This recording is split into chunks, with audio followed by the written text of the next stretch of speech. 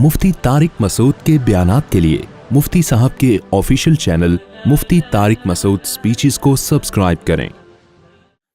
अल्हम्दुलिल्लाहि नहमदुहु व नस्तईनुहु व नस्तगफिरुहु व नु'मिनु बिही व नतवक्कलु अलैहि व नअऊज़ु बिल्लाहि मिन शुरूरि अनफुसिना व मिन सय्यिआति अअमालिना मन यहदिहिल्लाहु फला मुदिल्ल लहु व मन युद्लिल फला हादिय लहु व नशहदु अल्ला इलाहा इल्लल्लाहु वहदहु ला शरीक लहु व नशहदु अन्न मुहम्मदन अब्दुहु व रसूलुहु सल्लल्लाहु तआला अलैहि व अला आलिहि व अस्हाबिहि व बारक व सल्लम तस्लीमन कसीरन कसीरा अम्मा बाद फअऊज़ु बिल्लाहि मिनश शैतानिर रजीम बिस्मिल्लाहिर रहमानिर रहीम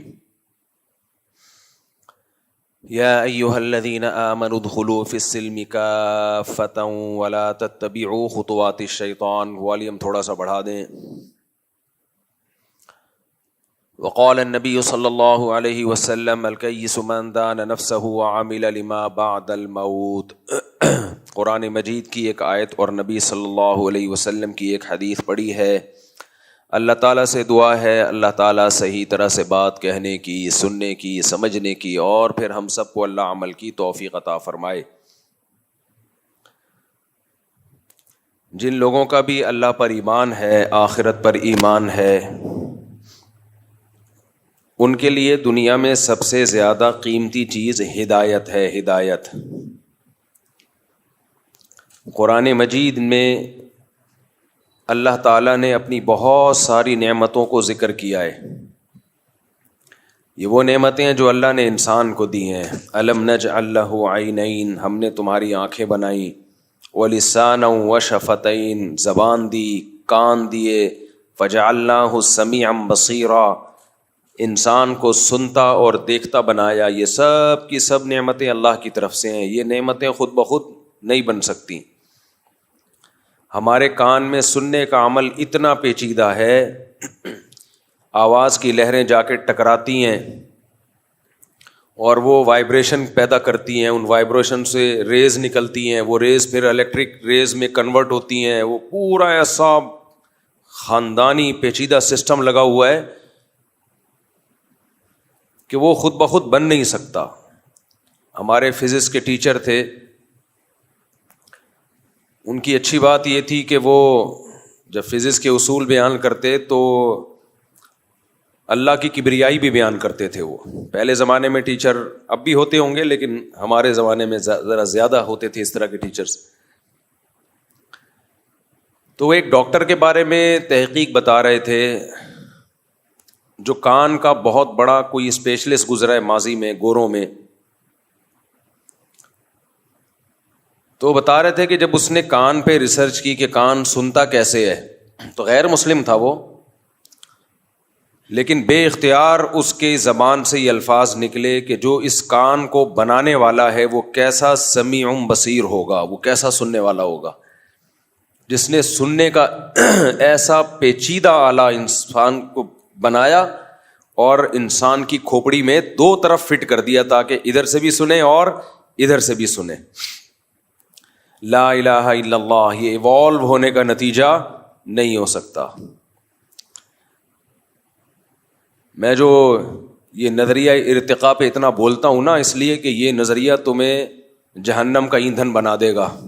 तुमने इसकी बेस पे खुदा का इनकार किया है, कोई हल्का काम नहीं किया। तो अल्लाह नहीं छोड़ेगा।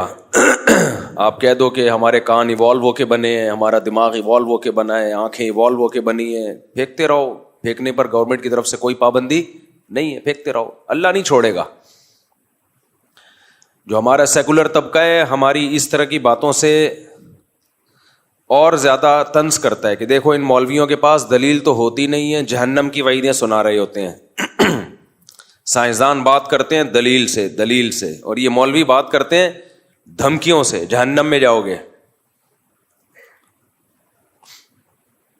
आप भी दलील से बात नहीं करते, आप भी फेंक रहे हो।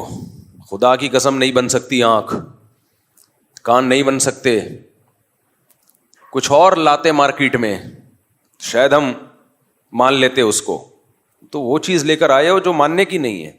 تمہاری ان بوسیدہ باتوں کی بیس پہ ہم اپنے بنانے والے کا انکار کریں؟ دنیا میں اس سے بڑا جرم کوئی نہیں ہوگا. دیکھو لوگ جرم کی کوانٹٹی کو دیکھتے ہیں, کوالٹی کو نہیں دیکھتے. یہ بہت بڑی غلطی ہوتی ہے لوگوں سے. لوگ کہتے ہیں کہ جو شخص زیادہ گناہ کرتا ہے وہ بڑا مجرم ہے, اور جو کم گناہ کرتا ہے, جس کے گناہوں کی تعداد کم ہے, وہ چھوٹا مجرم ہے. میرا گلا پتہ نہیں کیوں بار بار بیٹھ رہا ہے. دنیا میں خوب سمجھ لو, جرم کی کوانٹٹی سے زیادہ ویلیو کس کی ہوتی ہے؟ کوالٹی کی. کس نوعیت کا جرم کیا. دیکھو ایک آدمی نے چوری کی, مسجد سے چپل چوری کی ہے, ایک جرم کیا اس نے کہ نہیں کیا.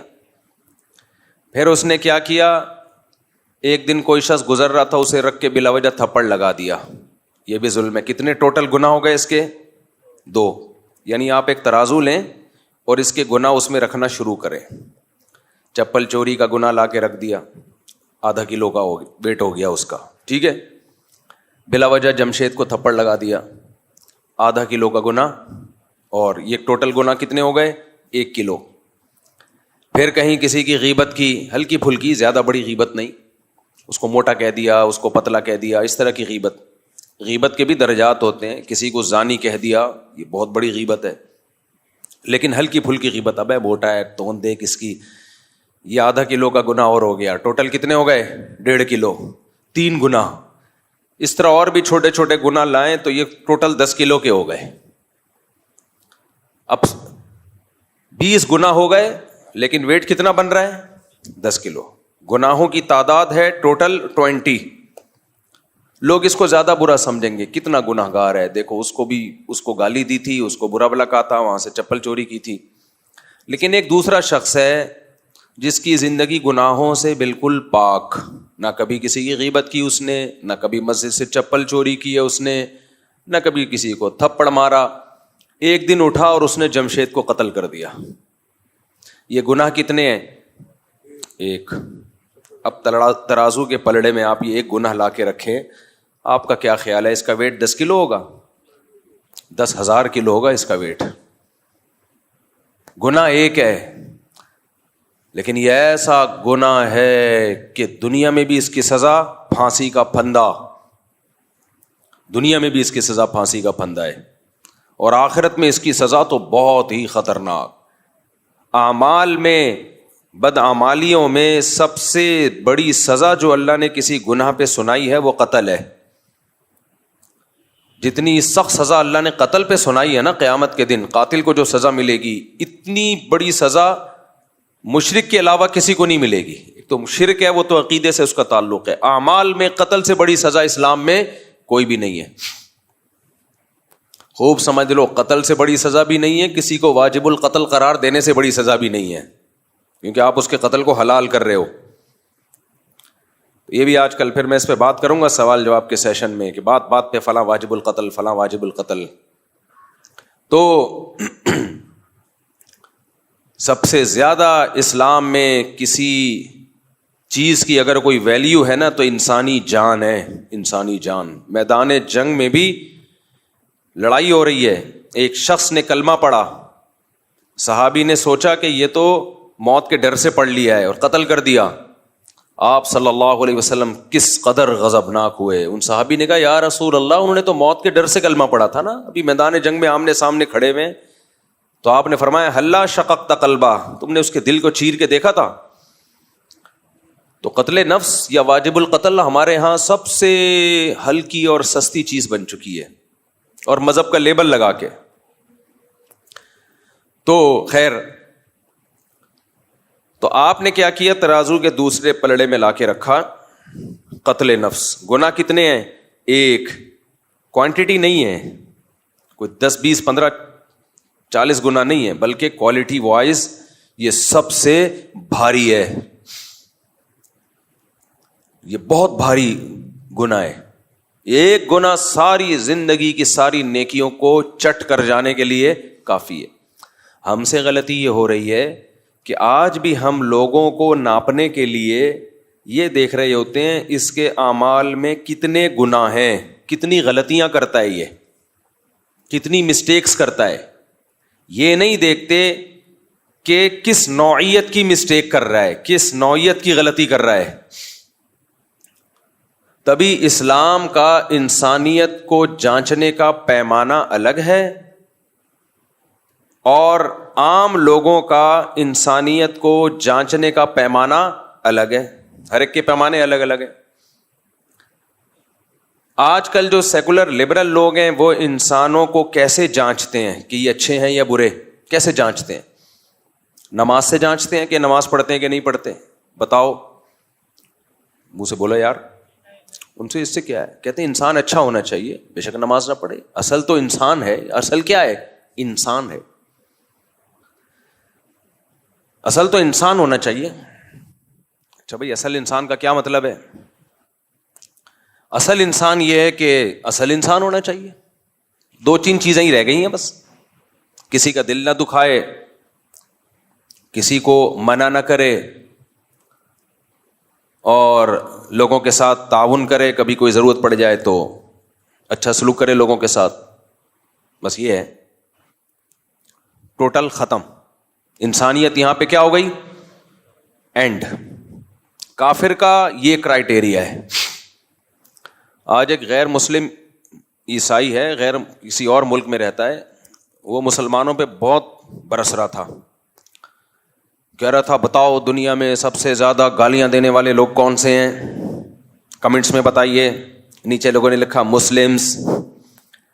بتاؤ دنیا میں سب سے زیادہ لڑاکا کون ہے؟ نیچے لوگوں نے لکھا مسلمز. اچھا وہ خود عیسائی تھا. میں نہیں کہہ رہا سارے عیسائی ایسے ہوتے ہیں، یہاں جو عیسائی رہتے ہیں تو بہت اچھے طریقے سے رہتے ہیں، لیکن ہر طرح کے لوگ ہر جگہ ہوتے ہیں. تو کہہ رہے بتاؤ سب سے بڑے دہشت گرد کون ہیں؟ نیچے لکھا ہوا تھا مسلم. تو پھر اس نے عیسائیت کی تبلیغ شروع کر دی کہ دیکھو مسیحی میں کتنا یعنی کتنا برداشت ہے وغیرہ وغیرہ. تو کسی نے نیچے کمنٹس کیے ہوئے تھے بتاؤ ایک خدا کو 3 کہنے والے کتنے ہیں؟ کون ہیں؟ صحیح ہے نا؟ خدا ایک ہے، اس کو 3 بنانے والے کون ہیں؟ اب جواب دو نا. یعنی وہ جو کمنٹس میں تھا اس کا کہنا تھا جواب دو، اب نیچے لکھو. ظاہر ہے کرسچینٹی ہے، ایک خدا کو 3 بنا دیا اور کہہ دیا کہ اللہ نے عیسیٰ ابن مریم کو اپنا بیٹا بنایا ہے. معاذ اللہ. تو اسی عقیدے کو ایکسپلین نہیں کر سکے. مقصد کسی مذہب کا مذاق اڑانا نہیں ہے، لیکن ظاہر ہے جو شخص یہ کام کرے گا تو پھر اس کو جواب تو ملے گا نا.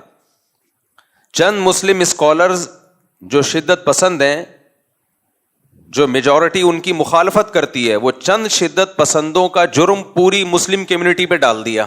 تو یہ ظلم ہے یا نہیں ہے؟ اگر مسلمان شدت پسند ہوتے تو پاکستان میں ہندو اتنے مزے سے رہتے جتنے مزے سے رہتے ہیں بھائی. اگر مسلم شدت پسند ہوتے تو مسیحی لوگ اتنے مزے سے زندگی گزارتے ہیں یہاں جیسے گزارتے ہیں. ہم نے تو کبھی کسی چرچ کی طرف رخ نہیں کیا کہ ہم اس کو جلائیں گھرائیں. اس عمل کو ہم حرام سمجھتے ہیں. ہمارے کلاس فیلو میں مسیحی لوگ تھے، جایا کرتے تھے چرچ. ہم نے تو کسی پہ کبھی زندگی میں طنز نہیں کیا.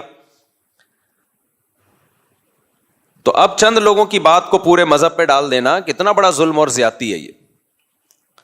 تو میرا مقصد یہ تھا اس طرح کا جب بھی کوئی طنز کیا کرے نا تو علمی دلائل نہیں دیے جاتے ایسے لوگوں کو. ان سے الٹا سوال پوچھا جاتا ہے. الٹا سوال پوچھا جاتا ہے کہ ہم اگر جیسے بھی ہیں اتنے برے نہیں ہیں کہ خدا کو ہی 3 بنا دیں. یہ زیادہ بڑا جرم ہے. شرک سے بڑا جرم اس کائنات میں کوئی ہو نہیں سکتا. خدا ایک ہی ہے اور حقیقی معنوں میں ایک ہے، اس کے ساتھ کوئی شریک نہیں ہے. سربراہ ایک ہی ہوتا ہے. سربراہ ایک ہوتا ہے. دیکھو ایک عورت شوہر کی نافرمان ہے، خدمت نہیں کرتی. شوہر کہتا ہے بیگم آج موڈ خراب ہے، ذرا چائے بنا دو، نہیں بنا رہی. بیگم کپڑے استری کر دو، خود اٹھ کے کر لو، کبھی خود بھی کر لیا کرو، نہیں کر رہی وغیرہ وغیرہ. گزارا ہو جاتا ہے ایسی عورت کے ساتھ. لوگ کر رہے ہوتے ہیں چل یار خود ہی کر لو، یعنی لوگ کہہ رہے ہوتے ہیں کہ چلو خود ہی کر لو. تو لیکن اگر بیوی یہ کہنا شروع کر دے شوہر کا نام جمشید ہو، میں نے ستار بھائی کی جان چھوڑ دی ہے، غفار اور ستار کا پیچھا سلیم کو بھی معاف کر دیا، اب جمشید آ گیا مارکیٹ میں. نیا نام آنا چاہیے نا. ہاں جمشید. اب بیگم نافرمانی کرتی ہے, جمشید برداشت کر رہا ہے. برداشت کرتے ہیں خاندانی لوگ, یہ چھوٹی موٹی چیزیں برداشت کرتے ہیں گھر چلانے کے لیے, بچوں کی خاطر. لیکن ایک دن بیگم نے بول دیا کہ جمشید تم ہو, تم میرے شوہر ہو, تم میرے ہسبینڈ ہو, لیکن سلیم بھی کچھ ہے, کچھ اس میں بھی, وہ بھی کچھ شوہر والا مادہ اس میں پایا جاتا ہے. جو حقوق میں تمہیں دے رہی ہوں اس میں سے کچھ چھڑکاؤ میں, پورے حقوق نہیں دوں گی, کچھ چھڑکاؤ میں سلیم پہ بھی کروں گی. آپ کو آ گیا غصہ, بھائی شوہر تو ایک ہی ہوتا ہے. تو کہ میں کب کہہ رہی ہوں کہ آپ دو ہیں, آپ ایک ہی ہیں, شوہر ایک ہی ہے. لیکن اس لحاظ سے دیکھا جائے ایک دوسرے اینگل سے تو سلیم بھی کچھ شوہر لگتا ہے. کہ بھائی شوہر ایک ہوتا ہے, تو میں کب کہہ رہی ہوں کہ دو ہیں. میں شوہر میں توحید کی قائل ہوں, ہسبینڈ صرف ایک. تو پھر اس کا نام کیوں لے رہی ہو بار بار سلیم کا؟ اس کو کچھ بھی رائٹس شوہر والے, ہسبینڈ والے کیوں دے رہی ہو؟ کیا تم اس کو بھی ہسبینڈ مانتی ہو؟ نہیں, میں اس کو ہسبینڈ نہیں مانتی. تو پھر اس کو بیچ میں کیوں گھسیڑ رہی ہو؟ کیا لگتا ہے سلیم؟ تو کیا شوہر یہ جو منطق ہے یہ مان لے گا کہ ہوں تو ایک ہی, لیکن اس لحاظ سے دیکھا جائے تو وہ بھی ہے. الہ معبود صرف ایک اللہ. عیسیٰ ابن مریم, سیدہ مریم کا اس الوہیت میں اللہ کے ساتھ کوئی شرکت نہیں ہے. عیسیٰ علیہ السلام اللہ کے بیٹے, نہ اللہ نے ان کو جنا ہے, اور لم یتخذ ولدا, نہ اللہ نے ان کو اولاد ٹھہرایا ہے. عیسائی یہ کہتے ہیں ٹھیک ہے اللہ نے جنا نہیں ہے عیسیٰ ابن مریم کو, لیکن اپنا بیٹا بنا لیا ہے. بیٹا بنانے کے لیے جنس کا ہونا ضروری ہے, اسی جنس کا ہوتا ہے تو اس کو بیٹا بنایا جاتا ہے. مجھے ایک بات بتاؤ, آپ کبھی کسی انسان کے علاوہ کسی مخلوق کو بیٹا بناؤ گے؟ آپ اسی مخلوق کو بیٹا بناؤ گے جو آپ کی جنس میں سے ہو. لے پالک بچہ لے لو گے آپ, کسی پڑوسی کا بچہ لے لیا, اپنے بھائی کا بچہ لے کے اپنا بیٹا ٹھہرا لیا اس کو آپ نے. یہ نہیں ہو سکتا کہ آپ نے کوئی اور چیز جو مخلوقی الگ سی, الگ ہی مخلوق ہے, اس کو بیٹا بنا لیا. لوگ کہیں گے مثال کے طور پر کوئی بلی گھر میں تھی آپ کے, آپ نے اس کو بیٹی بنا لیا, نہیں بن سکتی وہ. ہاں یہ کہیں گے بھائی محبت سے آپ اس کو کیا کہہ رہے ہیں, بیٹی کہہ رہے ہیں. اول تو بلی کو یا کسی اور مخلوق کو اتنی محبت کوئی دیتا نہیں, لیکن چلو دے دیا آپ نے. محبت میں تو کسی کو بھی کچھ بھی کہا جا سکتا ہے. اپنے سے بڑی عمر کے آدمی کو بھی کیا کہا جا سکتا ہے, بیٹا, حالانکہ وہ بیٹا ہو ہی نہیں سکتا. بھائی آپ کی عمر تھی 40 سال, ایک بچہ آیا, بچہ نہیں بڑا آدمی آیا 41 سال کا, آپ اس کو اور بیٹا کیا حال ہے, وہ تیش میں آ گیا کہ میں تیرا بیٹا کہاں سے ہو گیا, میں پہلے پیدا ہوا ہوں اور تو بعد میں. تو آپ کیا کہو گے, میں پیار سے بیٹا کہہ رہا ہوں, حقیقت میں میرا بیٹا مراد نہیں ہے. تو اگر اس سینس میں عیسیٰ ابن مریم کو بیٹا کہا جاتا ہے کہ اللہ نے بیٹا ٹھہرا لیا محبت کی, تو پھر ہر محبوب کو کہنا چاہیے نا, پھر تو ہر محبوب کو کہنا چاہیے مجازن. لیکن عیسائی کہتے ہیں نہیں, حضرت نوح علیہ السلام بھی اللہ کے چہیتے, آدم علیہ السلام بھی اللہ کے چہیتے, ابراہیم علیہ السلام بھی اللہ کے چہیتے, مگر کہتے ہیں نہیں, بیٹا کس کو ٹھہرایا, عیسیٰ ابن مریم کو. تو اس کا مطلب آپ بیٹے سے وہ محبوب یا مجازن بیٹا مراد نہیں لے رہے, آپ حقیقی بیٹا بنا رہے ہو. اور جب حقیقی بیٹا کسی کو کہا جاتا ہے تو حقیقی بیٹا وہ ہوتا ہے جس کو آپ نے جنا ہو.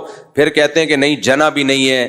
بھائی سیدھا کیوں نہیں کہہ دیتے معبود صرف ایک ہے, لیس کمثلہ شیء, اس جیسا کوئی دوسرا نہیں ہے. کیونکہ بیٹے کے لیے آپ کی جنس کا ہونا ضروری ہے. انسان کو بیٹا بناتا ہے, کسی اور مخلوق کو بیٹا, فرشتے کو بیٹا نہیں بنا سکتا.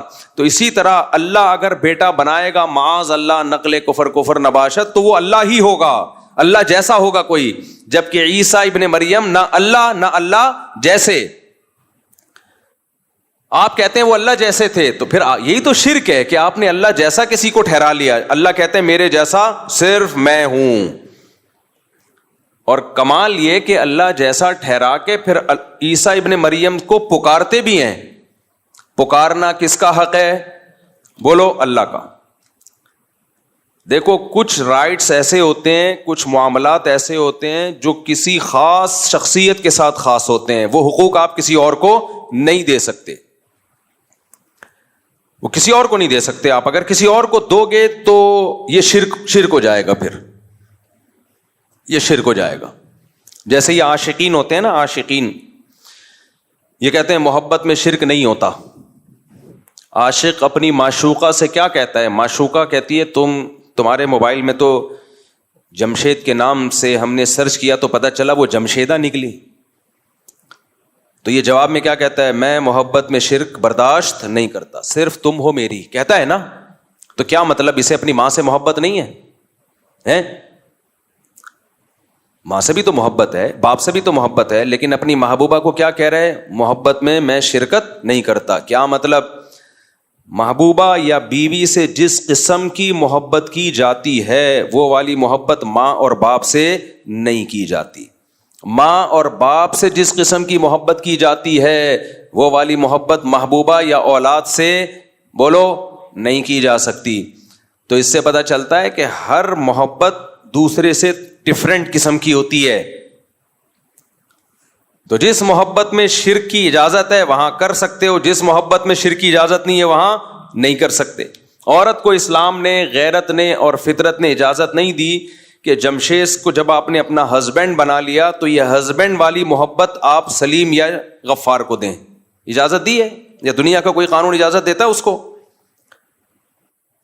اب میں مثالوں سے بات سمجھاتا ہوں تاکہ میرا دعویٰ سمجھ میں آئے, اور دعا کرو یہ مائک ٹھیک ہو جائے. یہ جو نیٹ پہ جا رہا ہوتا ہے نا, ان کو نہیں پتہ چل رہا ہوتا کہ مائک خراب ہے, کیونکہ وہ تو ریکارڈنگ سے ہو رہا ہے نا. یہاں مجھے پتہ چل رہا ہوتا ہے کبھی آواز ایک دم آ رہی ہے, کبھی مارکیٹ سے شارٹ ہو رہی ہے. تو اب مجھے ایک بات بتاؤ, ایک عورت اپنے ہسبینڈ سے محبت کرتی ہے اور کہتی ہے میں صرف تم سے محبت کرتی ہوں, کوئی دوسرا شخص بیچ میں کھڑا ہوا ہے, وہ کہہ رہا ہے کیا مطلب وہ اپنے باپ سے نہیں کرتی, اپنے بیٹوں سے محبت نہیں کرتی؟ تو وہ کیا کہے گی؟ تو پاگل ہے, تو سمجھتا نہیں ہے بات کو, سمجھتا نہیں ہے بات کو, نکل پڑتا ہے رات کو. بھائی ہسبینڈ سے جب یہ کہا جاتا ہے مجھے صرف تم سے محبت ہے, تو مطلب جو ہسبینڈ والی محبت ہے وہ صرف تم سے ہے.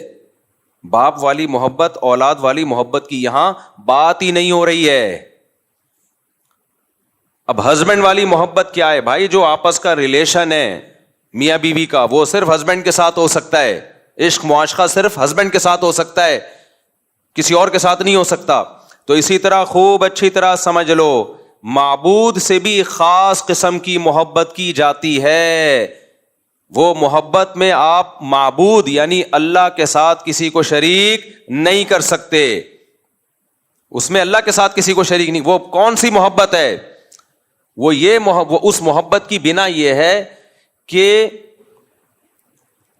اللہ وہ ذات ہے جو علی کل شیء قدیر اور علم اس کا کامل. اللہ کا علم بھی کامل ہے اور وہ سب کچھ کر سکتا ہے, ہمارے نفع اور نقصان کا مالک ہے وہ. تو آپ سمجھ لو کہ اللہ سے بھی محبت جس میں شرکت جائز نہیں ہے, وہ والی محبت ہے جو عابد کو معبود سے ہوتی ہے, جو عبادت کرنے والے کو اس سے ہوتی ہے جس کی عبادت کی جائے. اور اس محبت کے اثرات کیا ہیں؟ جیسے میاں بیوی کی جو محبت ہے اس محبت کے اثرات کچھ اور ہیں, ایک دوسرے کی جنسی تسکین کا ذریعہ بنتے ہیں. ماں اور باپ سے جو محبت ہوتی ہے اس محبت کے اثرات کچھ اور ہیں. ماں کے قدموں میں بیٹھنے کا دل کرتا ہے, ماں کی گود میں سر رکھ کے سونے کا دل کرتا ہے. باپ سے جو محبت ہوتی ہے اس کے اثرات کچھ اور, اس کی تعظیم کا دل کرتا ہے, اس کی رسپیکٹ کا دل کرتا ہے. تو ہر ایک کی محبت الگ ہوتی ہے. اپنے بچوں پہ جو محبت ہوتی ہے اس محبت کے اثرات کچھ اور ہوتے ہیں. ان کو پیار کرنے کا دل کرتا ہے, ان کو کھلونے دے کے بہلانے کا دل کرتا ہے, ان کے سامنے شکلیں بگاڑ کے ان کو ہنسانے کا دل کرتا ہے, ان کے کہہ کے سننے کا دل کرتا ہے, ان کے لیے پراپرٹی جائیدادیں بنانے کا دل کرتا ہے, ان کے مستقبل کا سوچنے کا دل کرتا ہے. تو اسی طرح خوب سمجھ لو کہ اللہ سے جب محبت ہوتی ہے اس کی عبادت کا دل کرتا ہے, اور عبادت کا جزو اعظم ہے دعا. اللہ کرے یہ بات اچھی طرح سمجھ میں آ جائے. اس کو پکارنے کا دل کرتا ہے کہ مصیبت میں کس کو پکارا جائے گا؟ اس اللہ کو. کسی اور کو نہیں پکاروں گا، اعتماد صرف کس پہ کروں گا؟ اس اللہ پہ. یہاں پھر وہ لوگ مشرکین بولتے ہیں کہ اللہ کے علاوہ نہیں تم پکارتے، پولیس کو نہیں پکارتے ہیلپ لائن میں؟ ہیں بھائی، تم جب سمندر میں ڈوب رہے ہوتے ہو تو ہیلی کاپٹر وہ ریسکیو ٹیم کو نہیں پکارتے؟ بھائی یہاں پکار کا مطلب وہ پکار جو اسباب سے ہٹ کرو. ہمارے معبود کو، اللہ کے پاس یہ طاقت ہے کہ جب سارے اسباب فیل ہو جائیں تو وہ ان ناکامی کے نقشوں میں کامیابی پیدا کر سکتا ہے، اور ناکامی کا کوئی سبب بھی نہ ہو، کامیابی کے نقشوں میں ناکامی پیدا کر سکتا ہے.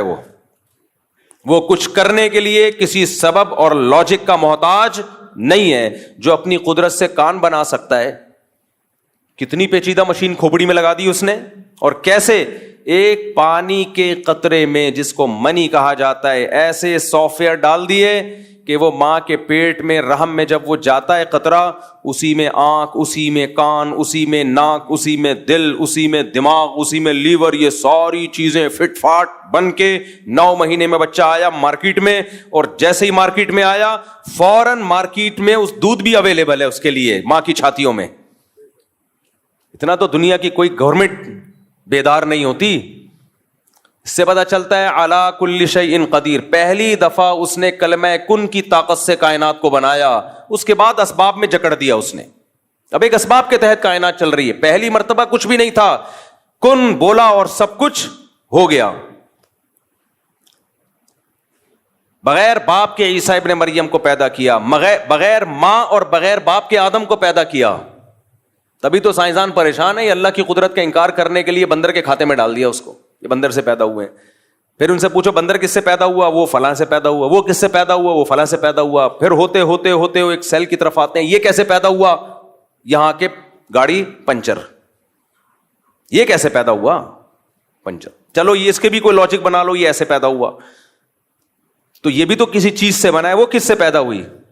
کائنات کی پہلی اکائی کیا ہے؟ یہاں کے سارے ملحد پنچر ہو جاتے ہیں، کسی کے پاس کوئی جواب نہیں ہے. پھر الٹا ہم پہ اعتراض کرتے ہیں، کہہ رہے ہیں اچھا یہ کائنات اگر خود سے نہیں پیدا ہوئی تو پھر خدا خود سے کیسے پیدا ہو گیا؟ اور بھائی اس کائنات کو ہم جانتے ہیں، یہ خود سے یہاں کچھ بھی نہیں ہوتا. خدا کو ہم اس کی حقیقت اور ماہیت کو نہیں جانتے، تو دونوں میں سے ایک کو تو فرض کرنا پڑے گا. یا تو یہ کائنات خود سے ہے ہمیشہ سے، یا بنانے والا ہمیشہ سے ہے. فزکس کے سارے لاز اس کائنات پہ اپلائی ہوتے ہیں، اور سارے لاز، سارے قوانین کہتے ہیں یہاں خود بخود کچھ بھی نہیں ہوتا. تو یہ بن کیسے خود بخود گئی؟ وہ فزکس کے جو قوانین ہیں وہ خدا پہ تھوڑی اپلائی ہوتے ہیں، وہ مخلوق تھوڑی ہے، وہ تو ہماری عقل سے بالا تر ہے. اب دو میں سے ایک چیز تو فرض کرنی پڑے گی نا میرے بھائی، یا تو اللہ ہمیشہ سے ہے یا کائنات ہمیشہ سے. ہمارے نے کہہ دیا بھائی اللہ ہمیشہ سے، تو ہمارے پاس جواب آسان ہے. کہتے ہیں کیسے ہے؟ ہمیں نہیں پتا بھائی کیسے ہے، اللہ کی حقیقت کون جانتا ہے. لیکن آپ سے ہم پوچھتے ہیں کہ اگر اللہ نہیں ہے تو پھر کائنات ہمیشہ سے ہے، کیسے ہے؟ کسی کے باپ کے پاس بھی اس کا جواب نہیں ہے. وہ یہ نہیں کہہ سکتے کائنات ہماری عقل سے بالا تر ہے. کیوں بالا تر ہے بھائی؟ کائنات عقل سے بالا تر ہے تو اس کے بارے میں قوانین پیش کیوں کرتے ہو؟ فزکس کے جتنے قوانین ہیں خدا کے بارے میں تھوڑی، اس کائنات کے بارے میں ہے نا. اگر ایسا کرو گے تو ایسا ہوگا، ایسا نہیں کرو گے تو ایسا نہیں ہوگا. دیکھو رکشوں کے پیچھے لکھا ہوتا ہے ایسا کرو گے تو کون آئے گا، یہ فزکس کا تو لا ہے. رکشوں کے پیچھے لکھا ہوتا ہے ایسا کرو گے تو کون آئے گا، یہ دیسی لا ہے. کچھ فزکس کے قوانین وہ ہیں جو سائنسدانوں نے بنائے، کچھ ہمارے رکشے ٹیکسی والوں کے بھی فزکس کے لاز ہیں. ایسا کرو گے تو کوئی بھی بولو نہیں آئے گا، اور ایسا نہیں کرو گے تو سب آ جائیں گے. یہ ایک دوسرا لا ہے جو اس کے الٹا کر کے بنایا گیا. ہم کہہ رہے ہوتے ہیں نا بھائی تو ایسا کرے گا تو پھر کون آئے گا، یعنی تو بس سلوکی کر رہا ہے میرے ساتھ، میں تیرے گھر آیا چائے کا نہیں پوچھ رہا، ایسا کرو گے تو کون آئے گا. تو جواب میں کیا کہتا ہے؟ ایسا نہیں کروں گا تو سب آ جائیں گے. یعنی میں سب کو چائے کا پوچھنا شروع کر دوں، سب کو کھانا، تو پھر تو لائن لگ جائے گی نا. تو خیر، تو بات کہیں اور کہیں سے کہیں چلی گئی. ہم یہ بات کر رہے تھے، کیا بات کر رہے تھے بھائی؟ ہاں میں یہ کہہ رہا تھا کہ معبود والی محبت وہ صرف کس کا حق ہے؟ اللہ کا. اس محبت کے اثرات کیا ہیں؟ جیسے میں نے بھی مثال دی، ماں کی محبت کا اثر الگ، باپ کی محبت کا اثر الگ. باپ کی محبت کا اثر یہ نہیں کہ گود میں اٹھا کے پیار کرنا شروع کر دو اس کو. باپ کی محبت کا اثر ہے تعظیم, رسپیکٹ, کڑوی کسیلی برداشت کرو. کبھی کبھار ایک آدھ تھپڑ لگا دیا, برداشت, ابا ہے بھائی. ماں کی محبت کا اثر کیا ہے؟ اس کے قدموں میں بیٹھو, اس کی گود میں سر رکھو, کتنا مزہ آتا ہے, خاص طور پہ جب بوڑھی ماں ہو. آہا, اس سے زیادہ تو مزے کی دنیا میں کوئی چیز ہے نہیں. تو اللہ کی محبت کا مطلب کیا ہے؟ اللہ کی محبت کا مطلب یہ ہے, کیونکہ وہ بہت طاقتور ہے, ہم اس سے محبت اسی بیس پہ تو کرتے ہیں, بہت پاورفل, اور ہر چیز کا اسے علم ہے. تو پھر راز و نیاز کس سے کیا جائے؟ اللہ سے. وہ آپ کے دلوں کے بھیدوں کو جانتا ہے. کوئی پریشانی ہو سب سے پہلے کس کا دروازہ کھٹکھٹایا جائے؟ اللہ کا. یعلم خائنۃ الاعین وما تخفی الصدور. وہ آنکھوں کی خیانت کو بھی جانتا ہے, سینوں کے رازوں کو بھی جانتا ہے. هو اعلم بکم اذ انتم اجنۃ فی بطون امہاتکم. جب تمہاری ماں تمہیں نہیں جانتی تھی, ماں کے پیٹ میں تھے تم, وہ اس وقت سے تمہیں جانتا ہے, تم سے محبت کرتا ہے ماں سے بھی 70 گنا زیادہ. علی کل شیء قدیر ہے, اس کی عظمت ہے, اس کا جلال ہے. لہذا جب بھی پکارا جائے گا, وہ پکار جو اسباب سے ہٹ کے ہے. اسباب کا مطلب کیا ہے؟ مجھے پیاس لگ رہی ہے, میں کہتا ہوں پانی چاہیے, آپ جائیں گے اٹھ کے کولر سے پانی نکالیں گے لے آئیں گے. یہ وہ مدد نہیں ہے, یہ تو ہر ایک سے مانگی جاتی ہے. ایک مدد وہ ہوتی ہے اس کے ارادے کا نام. جب وہ کسی چیز کا ارادہ کرتا ہے تو دو کام کرتا ہے, یا تو ویسے اسباب پیدا کر دیتا ہے, یا بغیر سبب کے کام کر دیتا ہے. وہ بغیر سبب کے کام کرے, اس کو معجزہ اور کرامت کہتے ہیں. سمجھ میں آ رہی ہے بات؟ اس کو کیا کہتے ہیں؟ معجزہ اور کرامت. کوئی سبب نہیں ہے, کر دیا اس نے. جیسے بنی اسرائیل میں ایک بندہ مر گیا, قرآن سے پتہ چلتا ہے اور آسمانی کتابوں سے بھی. قاتل کا پتہ نہیں چل رہا تھا, بڑے پھڈے ہو رہے تھے, بے گناہ لوگوں پہ الزامات لگ رہے تھے. اللہ نے اس مقتول کو زندہ کیا, اس مقتول نے کھڑے ہو کے نام بتایا, میرا قاتل یہ اللہ نے مدد کی سبب کے بغیر. یہ ہوتا ہے یہ معجزہ. کرامت بزرگوں کی ہوتی ہے اور معجزہ پیغمبروں کا. فرق صرف اتنا ہے کہ کرامت پر ایمان ضروری نہیں ہے جب تک کہ وہ قطعی دلیل سے ثابت نہ ہو. اگر قطعی دلیل کے بغیر ہے تو اگر آپ کو بیان کرنے والے پر اعتماد ہے تو مان لیں, بیان کرنے والے کے بارے میں آپ کا خیال ہے پھینک رہا ہے لمبی لمبی, تو نہیں مانے آپ. لیکن معجزے کا انکار نہیں کر سکتے آپ. لیکن قرآن میں کچھ کرامتیں ایسی ہیں کہ ہیں وہ کرامت لیکن ماننی پڑیں گی, کیونکہ بیان کون کر رہا ہے؟ قرآن بیان کر رہا ہے. اسی طرح بیان کرنے والا قابل اعتماد ہے, آپ کو پتا ہے یہ جھوٹ نہیں بولے گا, پھر بھی آپ انکار کر رہے ہو, تو یہ کرامت کا انکار نہیں ہے, پھر خدا کی قدرت کا انکار ہے. میں نے شہیدوں کے خون کی خوشبو خدا کی قسم اپنی ناک سے سونگھی ہے. اب جس کو مجھ پہ اعتماد ہوگا مان لے گا یار اللہ کی قدرت ہے, بندہ شہید ہوا اور اس کے خون سے اللہ نے خوشبو پیدا کر دی. لیکن آپ کو اگر مجھ پہ اعتماد نہیں ہے, آپ کا خیال ہے یہ مولوی صاحب پھینکو ہیں, تو نہ مانو آپ. لیکن آپ کا خیال ہے کہ مولوی صاحب پھینکو نہیں ہے, کیوں پھینکوں گا بھائی, کیوں جھوٹ بولوں گا میں, اتنی بڑی قسم مسجد میں ممبر پہ بیٹھ کے کیوں اٹھاؤں گا. اس کے باوجود بھی اگر آپ انکار کر رہے ہو کہ نہیں جی شہید کے خون سے خوشبو آ ہی نہیں سکتی, تو پھر یہ ہمارا انکار نہیں ہے, پھر یہ خدا کی قدرت کا انکار ہے. یہ وہی لا مذہبیت ہے, الحاد ہے, جس کی بیس پہ لوگوں نے خدا کا انکار کیا ہے. کیونکہ آج بہت سے لوگ بابوں کی کرامتوں کا انکار کرتے کرتے لمٹ کراس کر چکے ہیں, کرامت کے وجود ہی کے منکر ہو گئے. یہ غلط ہے, کسی بھی چیز کے اعتدال سے اس پہ رد کیا جائے گا. سمجھ میں آ رہی ہے کہ نہیں آ رہی بات؟ توحید یہ نہیں ہے کہ آپ کرامتوں کا انکار کرتے ہیں. توحید, کرامت کا وجود تو توحید کی بڑی دلیل ہے کہ یہ اللہ کی قدرت ہے. تو مدد اسباب سے ہٹ کے کون کرتا ہے؟ بولو اللہ. اب اللہ جب مدد کرتا ہے تو دو طریقے ہوتے ہیں اس کے, یا تو بغیر سبب کے کر دے گا, جیسے میں نے مثالیں دی. فرعون کو, موسیٰ علیہ السلام کو فرعون سے کیسے بچایا؟ ناکامی کے نقشے پہلے پیدا کیے. حضرت موسیٰ علیہ السلام نکلے بنی اسرائیل کو لے کر, گھوڑے پہ جا رہے ہیں دوڑتے ہوئے, راستہ بھلا دیا اللہ نے, صحیح ہے نا, آگے پانی ہے, سمندر ہے, پیچھے فرعون, بنی اسرائیل نے کہا انا لمدرکون, مارے گئے, بس آگے پانی, پیچھے اتنا بڑا لشکر گئے.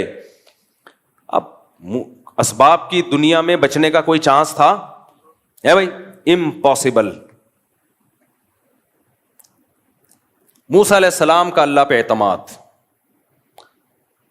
تو یہ جو اعتماد ہے یہ ہے وہ محبت جو کس کو دی جا رہی ہے؟ معبود کو. اگر وہاں کوئی سائنٹسٹ آ کے حضرت موسیٰ علیہ السلام کو کہتا کہ میں کوئی ابھی ایسا کروں گا, ایک توپ ایجاد کر لوں گا اور ان فرعونیوں پہ آپ بمبارمنٹ کرو گے, موسیٰ علیہ السلام مان لیتے اس کی بات؟ بولو نہیں. اس پہ توکل کرتے؟ نہ بھائی, اسباب کی دنیا میں ممکن نہیں ہے, ایسا نہیں ہو سکتا, اتنی جلدی کچھ بھی نہیں ہو سکتا. لیکن وہ معبود کس کو مانتے تھے؟ اللہ کو, صرف اللہ کو, صرف اللہ. عیسائی صرف اللہ نہیں کہتے, مسیح علیہ السلام کو بھی ساتھ میں ملا لیتے ہیں. نا نا نا, صرف ایسے موقع پہ صرف کون؟ اللہ. کوئی پیغمبر, کوئی ولی, کوئی فرشتہ نہیں, کیونکہ اب اسباب سے ہٹ کے مدد کرنے کی بات ہو رہی ہے. اس کی قدرت کس کے ہاتھ میں ہے؟ اللہ کے ہاتھ میں. یہ محبت اور یہ تعلق اللہ کے علاوہ کسی اور کو دیا, آپ 100 دفعہ کہو کہ میں صرف ایک اللہ کو مانتا ہوں, اللہ کہے گا تم ایک اللہ کو نہیں مانتے, تم صرف زبان سے بولتے ہو, حقیقت میں تم نہیں مانتے, جھوٹ بولتے ہو تم. آپ کہہ رہے ہو مسیح سے بھی دعائیں مانگی جائیں, مریم سے بھی دعائیں مانگی جائیں علیہم السلام, اور پھر کہو ہم ایک خدا کو مانتے ہیں, تو آپ کے کہنے سے اللہ نہیں مان لے گا اس بات کو. اللہ کہے گا میں نہیں مانتا, میں اس کو مانوں گا کہ یہ ایک خدا کو مانتے ہیں جو مصیبتوں میں صرف کس سے مانگے گا؟ صرف اس اللہ سے مانگے گا. تو موسیٰ علیہ السلام نے اس موقع پہ کیا کہا؟ ان معی ربی, میرے ساتھ کون ہے؟ اللہ. کیا مطلب؟ وہ مدد کرنا چاہے گا تو کر دے گا. حضرت موسیٰ کے علم میں بھی نہیں تھا کہ کیسے کرے گا, کیونکہ اب تک تو حضرت موسیٰ نے لاٹھی کو سانپ بنتے ہوئے دیکھا تھا نا, تو یہ لاٹھی سانپ بن کے کتنے فرعونیوں کو کھا لیتی بھائی, کیا خیال ہے؟ پیچھے سے سینکڑوں ہزاروں کا لشکر آ رہا ہو اور آپ کے ہاتھ میں ایک اژدہا ہو, وہ اژدہا کچھ کر لے گا؟ کچھ بھی نہیں کر پائے گا. وہ کتنوں کو کھائے گا وہ؟ بلکہ آنے والا سب سے پہلے اژدہا پہ وار کرے گا کہ پہلے اس کو قتل کرو. تو اللہ مدد کرتا ہے بعض دفعہ بغیر سبب کے, کہتا ہے چلو بھائی. اللہ نے پھر موسیٰ علیہ السلام کو وحی کی کہ یہ لاٹھی کو آپ پانی پہ ماریے. حضرت موسیٰ نے لاٹھی پانی پہ ماری اور فکان کل فرق کالطود العظیم, وہ جو پانی تھا 2 پارٹ میں ڈیوائڈ ہو کے پہاڑوں کی طرح کھڑا ہو گیا, سارا جمع ہو گیا ایک طرف. اس سے بھی پتہ چلتا ہے کہ معجزہ ہو یا کرامت ہو, اس میں ولی یا پیغمبر کے ارادے کا دخل نہیں ہوتا. بہت سے لوگ کہتے ہیں جب موسیٰ علیہ السلام لاٹھی کو سانپ بنا سکتے ہیں, سمندر کے 2 ٹکڑے کر سکتے ہیں, تو ہمارے نبی مشکل کشا کیوں نہیں ہو سکتے؟ بھائی نہ موسیٰ علیہ السلام مشکل کشا, نہ سید الانبیاء مشکل کشا. مشکل کشا صرف ایک اللہ کی ذات ہے جس کے پاس اختیارات ہیں. حضرت موسیٰ کے پاس اگر سمندر کو توڑنے کا اختیار ہوتا تو خود سے کر لیتے نا یہ کام. وہ تو اللہ نے کہا کہ اے موسیٰ آپ لاٹھی کو پانی پہ ماریے. حضرت موسیٰ کو نہیں پتا کیا ہونے والا ہے, آپ کو جو حکم دیا جا رہا ہے آپ اس پہ عمل کریں. اب یہاں ایک سوال پیدا ہوتا ہے کہ لاٹھی کو پانی پہ مارنے کی کوئی سائنٹیفک لاجک ہے؟ کبھی دنیا میں ایسا ہوا کہ لاٹھی کو پانی پہ ماریں تو پانی ٹھہر جائے؟ ہل جاتا ہے اور زیادہ. تو سوال پیدا ہوتا ہے کہ اللہ ڈائریکٹ کیوں نہیں اللہ نے کر دیا؟ موسیٰ علیہ السلام نے اللہ سے کہا کہ اللہ ہماری مدد کر, اللہ نے کہا ٹھیک ہے, اور پانی کو روک دیا اللہ نے. کیا خیال ہے بھائی؟ روک دیتے اللہ تعالیٰ کلمہ کن کی طاقت سے, چلو بھائی نکل جاؤ. موسیٰ کو کیوں کہا جا رہا ہے علیہ السلام کو کہ لاٹھی مارے پانی پہ؟ کیوں؟ اللہ تعالیٰ کے کاموں میں نا ایک حکمت نہیں ہوتی, ایک کام میں 20 حکمتیں حاصل ہوتی ہیں. موسیٰ کلیم اللہ کی لاٹھی پانی پہ اس لیے مروائی جا رہی ہے کہ لوگوں کے دلوں میں موسیٰ کی فضیلت بھی بیٹھے کہ اللہ یہ کام خود بھی کر سکتا تھا لیکن اپنے کلیم کی لاٹھی سے یہ کام لے رہا ہے, یہ بتانے کے لیے کہ اس سے میرا جو تعلق ہے وہ موسیٰ کلیم اللہ سے جو مجھے محبت ہے وہ تم میں کسی اور سے وہ محبت نہیں ہے. اس کی لاٹھی سے میں سمندر کے 2 حصے میں ٹکڑے کروں گا. تو جیسے اللہ پیغمبر کی فضیلت کو بیان کرنے کے لیے کام خود کرتا ہے, لاٹھی اور ہاتھ پیغمبروں کا استعمال کرتا ہے, ایسے ہی بعض ولی اللہ ہوتے ہیں جن کی فضیلت کو بیان کرنے کے لیے کام اللہ کرتا ہے, ہاتھ کس کا استعمال ہوتا ہے؟ بزرگ کا, تاکہ لوگوں کو پتا چلے کہ سارے بابے 2 نمبر نہیں ہوتے, کچھ بابے 1 نمبر بھی ہوتے ہیں. بعض لوگوں نے بابوں کا انکار کرتے کرتے خود بابے بن گئے اور باقی سارے بابوں کی نفی کر دی. یہ غلو ہے. سمجھتے ہو؟ جب نہیں پڑھو گے رات کو تو کیسے سمجھو گے بات کو؟ دیکھو سلیمان علیہ السلام نے کہا کہ ایکم یاتینی بعرشھا قبل ان یاتونی مسلمین. اپنے دربار میں کہا ملکہ سبا اپنے کنٹری سے آ رہی ہے, اس کے آنے سے پہلے کون ہے جو اس کا تخت اٹھا کے لے آئے گا؟ ایک جننے کا میں لے آؤں گا, اتنی ٹائم لگے گا اس میں.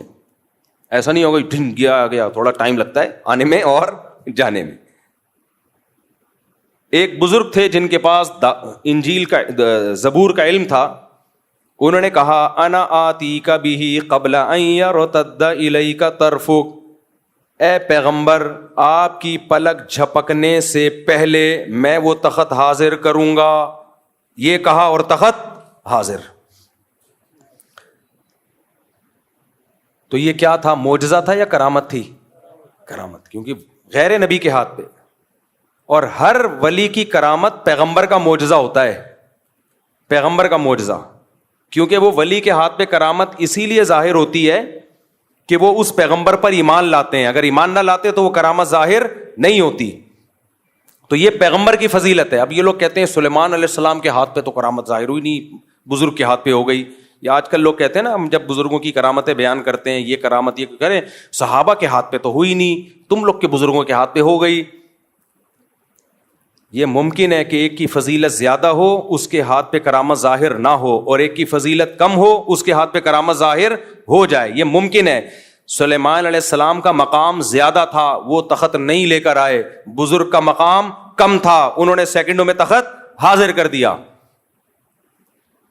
اب جو شرک ذہنیت والے لوگ ہیں وہ کہیں گے دیکھو اللہ نے بزرگوں کو بھی اختیارات دے رکھے ہیں, سیکنڈ میں تخت یہاں سے وہاں اٹھا کے لے آئے. اسی لیے ہم داتا دربار پہ جاتے ہیں کہ وہ سیکنڈوں میں حمل ٹھہروا دیں. میاں بیوی میں حمل نہیں ٹھہر رہا, دوائیں کھا کھا کے پاگل ہو گئے, تو وہاں جائیں گے تو حمل ٹھہر جائے گا. صحیح ہے نا؟ ایک دفعہ جائیں گے حمل ٹھہر جائے گا. ان کو پاس یہ اختیارات ہیں. ہم جائیں گے تو ہمارے آنے والی مصیبتوں کو وہ دور کر دیں گے. جب ان کو کہا جاتا ہے یہ تو شرک ہے, تو کہتے ہیں پھر سلیمان علیہ السلام کے دور کے بزرگ نے یہ جب کیا شرک, وہ بھی تو شرک تھا. تو جواب کیا ہے بھائی؟ وہ بزرگ نے نہیں کیا, وہ کس نے کیا ہے؟ اللہ نے کیا ہے. وہ اللہ نے کیا ہے. اللہ نے اس بزرگ کے دل میں الہام کر دیا تھا میں یہ کام کرنے والا ہوں, اور اس کے لیے میں نے آپ کی سلیکشن کی ہے, قبول ہے؟ ٹھیک. انہوں نے کہا ہاں ہو گیا.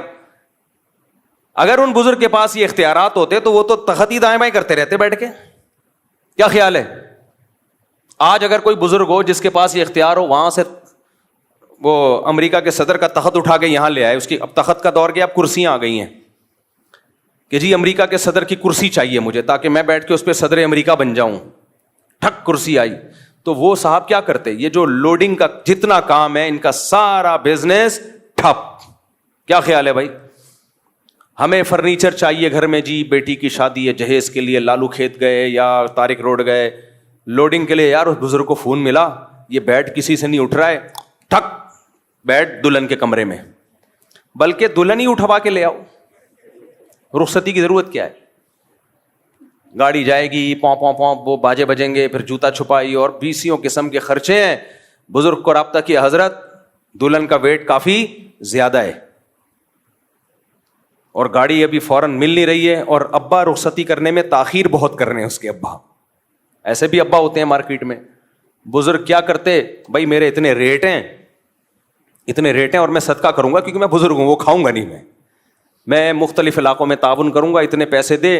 ٹھک دلہن کہاں؟ آپ کے بیڈ پہ. تو اگر یہ داتا بزرگوں کے پاس یہ اختیارات آ جائیں نا تو اس کائنات کا نظام تباہ و برباد ہو جائے.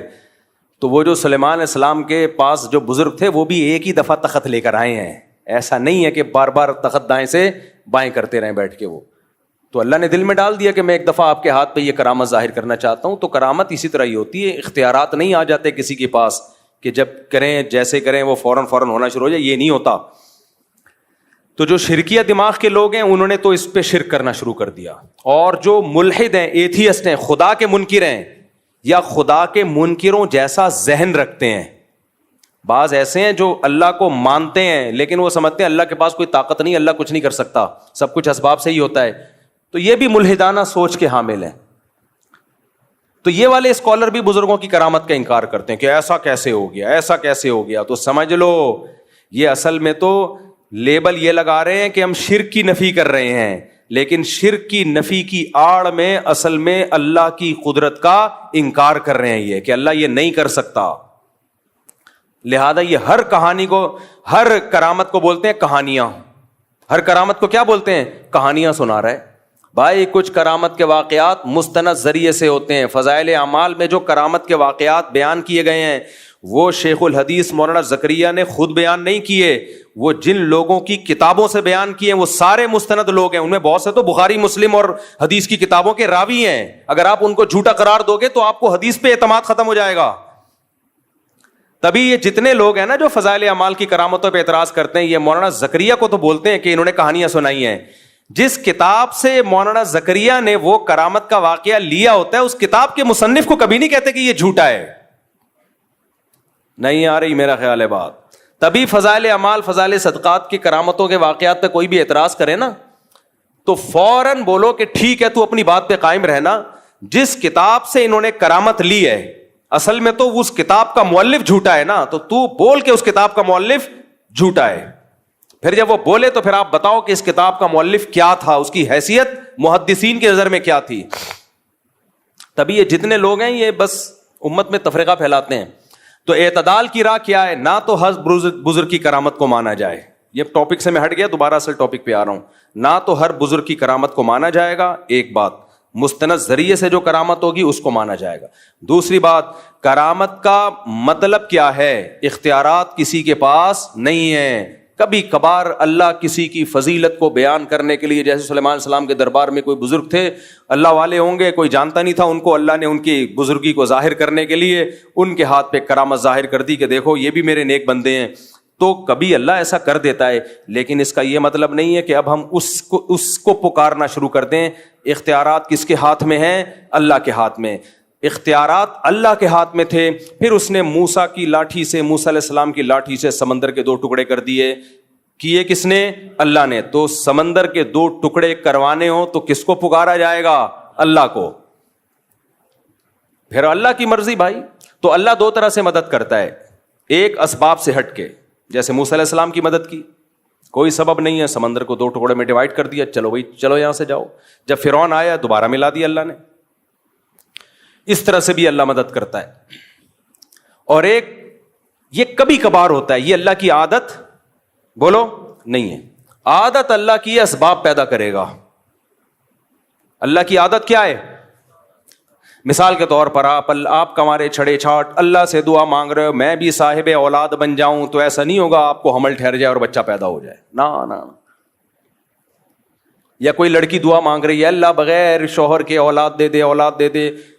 کوئی آ کے مولوی صاحب کہیں گے تیرا دماغ خراب ہے, شوہر کے بغیر اولاد نہیں ملتی. ہو کیا معاذ اللہ نقل کفر کہ حضرت مریم کو بھی تو بغیر شوہر کے مل گئی تھی. بھائی وہ ونس اپون اے ٹائم.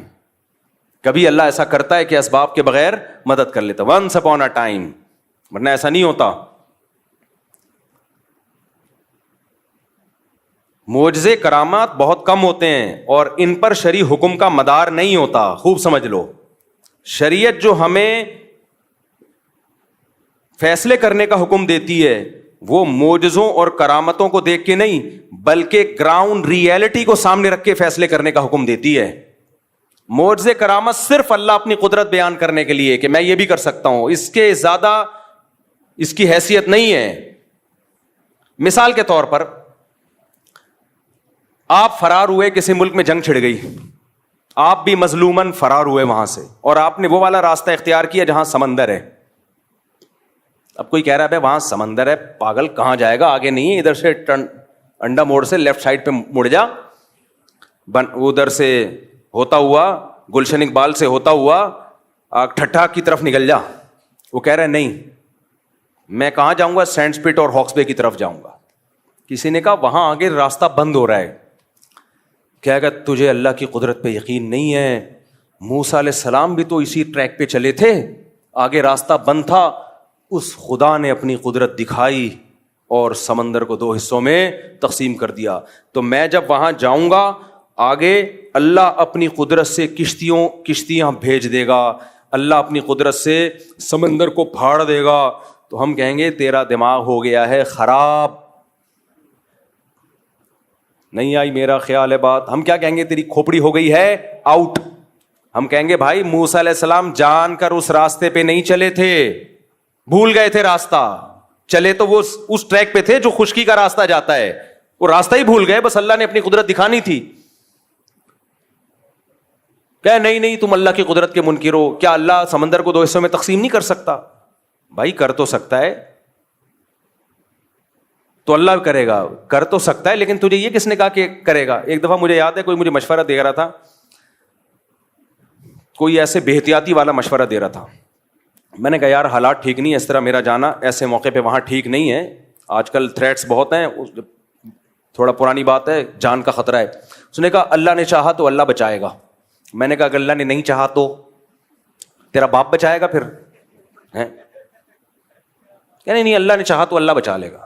یہ تو ہمیں پتا ہے اللہ نے چاہا تو بچائے گا, لیکن مجھے پتا ہے کہ اللہ چاہتا ہے کہ نہیں چاہتا. میں بلیچ پی رہا ہوں, اللہ نے چاہا تو اللہ بچا لے گا. مجھے پتا ہے یہاں فلاں جگہ پہ دہشت گردی ہے, قتل و غارت ہو رہے ہیں, نہیں جاؤ بھائی, وہاں پہ بم پھٹ رہے ہیں, حالات خراب ہیں, اللہ نے چاہا تو اللہ بچا لے گا. تو ٹھیک ہے, بہت سے لوگوں کو اللہ نے بچایا بھی ہے. اب کراچی کے جو حالات خراب چل رہے تھے, جگہ جگہ بم دھماکے ہو رہے تھے, بنارس لوگ جاتے تھے نا, وصیت کر کے جاتے تھے کہ میں بنارس جا رہا ہوں. بنارس والا ادھر آتا تھا, وصیت کر کے آتا تھا میں انڈا موڑ آ رہا ہوں. ایسی جنگ چل رہی تھی, لوگوں نے کہا ویزے لے کے جاؤ بھائی. تو کراچی کے حالات دیکھے ہیں نا, تو اس میں کہا جاتا تھا بھائی گھر سے باہر مت نکلو. نہیں جی اللہ بچائے گا, اللہ نے چاہا تو اللہ بچائے گا. یقیناً اللہ نے چاہا تو بچائے گا, لیکن اللہ چاہے گا کہ نہیں چاہ رہا ہے یہ ہمیں معلوم نہیں ہے. تو چاہتا ہے کہ اللہ چاہے کہ میں بچوں, لیکن اللہ بھی چاہتا ہے کہ تو جو چاہتا ہے وہ ہو. تو اس لیے معجزوں اور کرامتوں پر فیصلے نہیں کر سکتے آپ. اس کی ایک اور مثال, جب ایک شرعی حکم لوگوں کو بیان کیا جاتا ہے کہ بغاوت کے لیے یا جہاد کے لیے ضروری ہے کہ آپ کے پاس پراپر تیاری ہو, دشمن سے لڑنے کی طاقت ہو. اس طاقت کے بغیر آپ کو نہ جنگ کرنے کی اجازت ہے, نہ مسلح بغاوت کی اجازت ہے. جب تک آپ کے پاس پاور نہیں ہے, سامنے ٹینک ہیں آپ کے پاس, اس کے مقابلے میں نہ ٹینک ہے نہ جہاز ہے, کچھ بھی نہیں ہے, تو آپ کیسے بغاوت کرو گے؟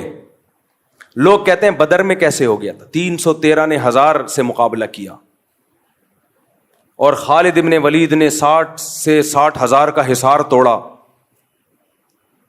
بھائی بدر میں 313 کا جو 1000 سے مقابلہ تھا وہ نبی کے ارادے سے نہیں تھا, وہ تو کسی اور ارادے سے نکلے تھے.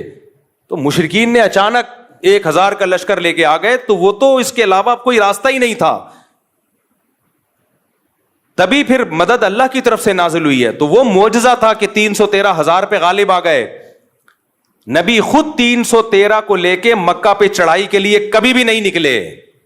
نبی مکہ پہ چڑھائی کے لیے اپنے ارادے کے ساتھ اس وقت گئے ہیں جب 10,000 کا لشکر تیار ہوا ہے, پھر آپ نے مکہ پہ اٹیک کیا ہے.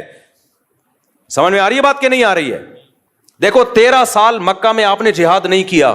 کچھ لوگ کہتے ہیں ایمان نہیں بنا تھا, نا اس وقت کا جو ایمان تھا وہ بعد میں اس لیول کا ایمان تو کبھی بن ہی نہیں سکتا, کیونکہ قرآن کہہ رہے جو ہجرت سے پہلے ایمان لے آئے نا ان کا ایمان سب سے تگڑا ہے. بلال حبشی کا ایمان رضی اللہ عنہ, ابو بکر کا ایمان, عمر بن خطاب کا ایمان, سیدنا علی کا ایمان, سیدنا عثمان کا ایمان, سیدنا عبداللہ بن مسعود کا ایمان. یہ وہ لوگ تھے جب اسلام انتہائی کمزور تھا, ایسے پاورفل ایمان والے لوگ تھے یہ. اس وقت منافق کا تصور ہی نہیں تھا, لیکن آپ نے جہاد کیا اس 13 سال میں؟ بولو صبر صبر صبر صبر کی تلقین. اتنا ظلم ہوا ہے. خباب ابن ارت رضی اللہ تعالیٰ عنہ نبی کے پاس آئے کہ مجھے میرا مالک جو ہے آگ کے انگاروں پہ لٹاتا ہے اور اتنے بڑے بڑے کھڈے پڑ گئے تھے کمر میں. یا رسول اللہ الا تستنصر لنا, آپ اللہ سے ہمارے لیے مدد کی دعا کیوں نہیں کرتے؟ تو خباب ابن ارت یہ بھی تو کہہ سکتے تھے یا رسول اللہ آپ تلوار اٹھائیں ہم جہاد کرتے ہیں, یا نبی کہتے تلوار اٹھاؤ ہم کیا کرتے ہیں جہاد. نہیں کیا. آپ نے فرمایا صبر کرو, ایک دن آنے والا ہے کہ ایک عورت زیور سے آراستہ ہو کے صنعاء تک چلے گی, اتنا لمبا راستہ طے کرے گی, کوئی اسے خوف نہیں ہوگا, ایسا امن دنیا میں قائم ہونے والا ہے. لیکن تستعجلون, تم جلدی کر رہے ہو. تو کیوں تلوار نہیں اٹھائی؟ اس لیے کہ بہت تھوڑے تھے اور کافر بہت زیادہ پاور میں تھے. گراؤنڈ ریئلٹی اور اسباب کو سب سے زیادہ فوکس اسلام کرتا ہے. تبھی تو مسلمان دنیا میں مار کھا رہے ہیں, بیٹھے ہوئے پھینک رہے ہوں گے, بس باتیں کر رہے ہوں گے, کسی بھی چیز کا کوئی سبب اختیار نہیں کرتے. نہ صحت کا سبب, بے موقع توکل. تو نبی نے مکہ میں 13 سال صبر کیا ہے کیونکہ طاقت بولو نہیں تھی. اتنے سے لوگ نہیں لڑ سکتے بھائی, اتنوں سے. حضرت بلال کے سینے پہ پتھر رکھے جا رہے ہیں, وہ پتھر نہیں ہٹا سکتے, اور ایسی قوم کو حکم دیا جائے کہ تم ان کے خلاف کیا کرو, لڑائی شروع کر دو. وہاں اتنا کر سکتے تھے کہ جان بچا کے مکہ سے نکل جائیں. جان بچا کے کیا کریں؟ یہ نکلنا بڑا مشکل تھا, مکہ والے نکلنے نہیں دے رہے تھے. اس کے لیے آپ صلی اللہ علیہ وسلم نے پلاننگ کی ہے. جب مشرکین نے آپ کے قتل کا فیصلہ کیا تو اللہ نے وحی کی کہ اب آپ مکہ سے نکل جائیں کیونکہ یہ آپ کو قتل کرنا چاہتے ہیں. تو اس کے لیے بھی پلاننگ کی ہے کہ مکہ اور مدینہ کا جو راستہ تھا وہ استعمال نہیں کیا گیا کیونکہ مشرکین کو پتا تھا اسی ٹریک پہ چلے ہوں گے. نہ اپوزٹ والا راستہ جو مدینہ سے دور کر دیتا ہے, اس راستے پہ آپ چلنا شروع ہوئے. تو آپ تو معجزہ اور کرامت, آپ کے ہاتھ پہ تو معجزے ظاہر ہوتے تھے. آپ کہتے بھائی چلو نکلو یار, بچانے والا کون ہے؟ اللہ ہے بھائی. جس اللہ نے موسیٰ کو بچا لیا سمندر کے 2 ٹکڑے کر کے, وہ مجھے کیوں نہیں بچائے گا؟ چلو نکلو. نہ فرمایا یہاں سے نہیں ادھر سے جائیں گے تاکہ کسی کو شک ہی نہ ہو, کسی کو وہم ہی نہ ہو. تو معجزے اور کرامت کے واقعات سن کے نا, یہ صرف اللہ کی قدرت پہ ایمان لانا ہے ہم نے کہ اللہ کبھی کبھار اس طرح بھی مدد کر لیتا ہے.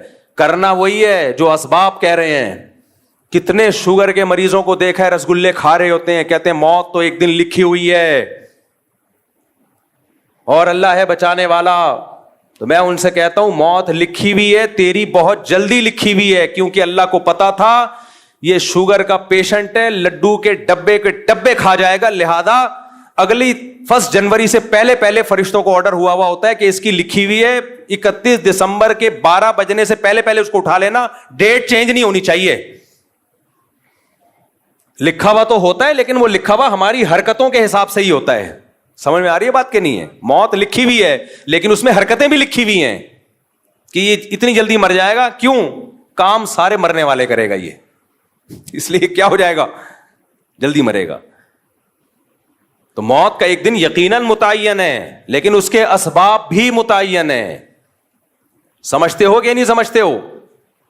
تبھی مسلمانوں میں آپ دیکھ لو, موٹا ہے تو موٹا ہی ہوتا چلا جا رہا ہے, پھیلتا چلا جا رہا ہے. غیر مسلم اسباب کو فوکس کر رہے ہیں, وہ صبح اٹھ کے ورزش بھی کرتے ہیں. میں تھائی لینڈ میں گیا تو فجر کی نماز کے بعد میں نے دیکھا فل مارکیٹیں کھلی ہوئی ہیں, ایسے جیسے کھچا کھچ رش ہوتا ہے بازار میں. ابھی سورج نکلا ہے اور ان کی مارکیٹیں فل. ہمارے یہاں تصور ہے 12 بجے بھی مارکیٹیں نہیں کھلی ہوتی. تو یہ قوم صحت مند رہ سکتی ہے؟ کھائے جا رہے ہیں. میرے صرف پراٹھے والے بیانات کو فوکس کیا ہوا ہے, ورزش والے بیانات کو فوکس کیا ہی نہیں ہے. تو نہ کوئی فزیکل ایکٹیویٹی ہے, نہ کوئی, پھر بیمار ہوتے ہیں. بھائی اللہ, بیماری بھی اللہ کی طرف سے, صحت بھی اللہ کی طرف سے. اللہ بہت بڑے ہیں, یقیناً اللہ بہت بڑے ہیں, اسی وجہ سے تجھے ان لڈوؤں کی وجہ سے بیمار کر رہے ہیں, اسی وجہ سے کر رہے ہیں تجھے. تو معجزے اور کرامت برحق ہیں, لیکن یہ بتانے کے لیے کہ مایوس مت ہونا. بعض دفعہ سارے اسباب فیل ہو جاتے ہیں.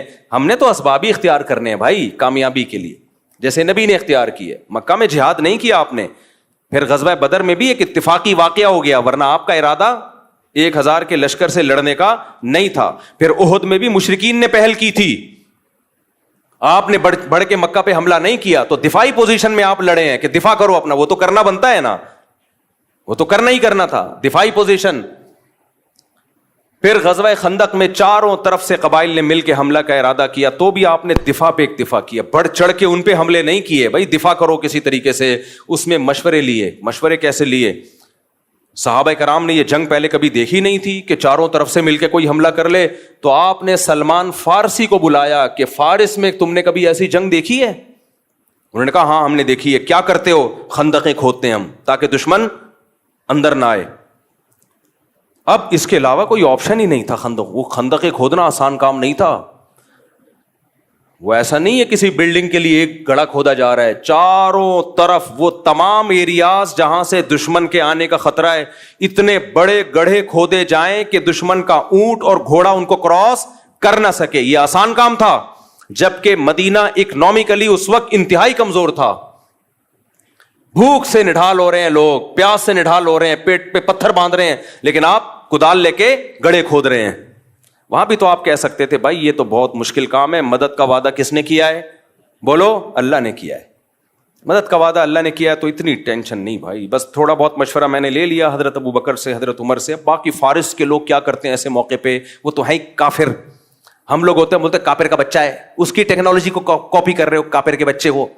ہم ایسے ہی کہتے ہیں نا، وہ کافر کا بچہ ہمیں بتائے گا کہ ہم نے کیسے جنگ لڑنی ہے.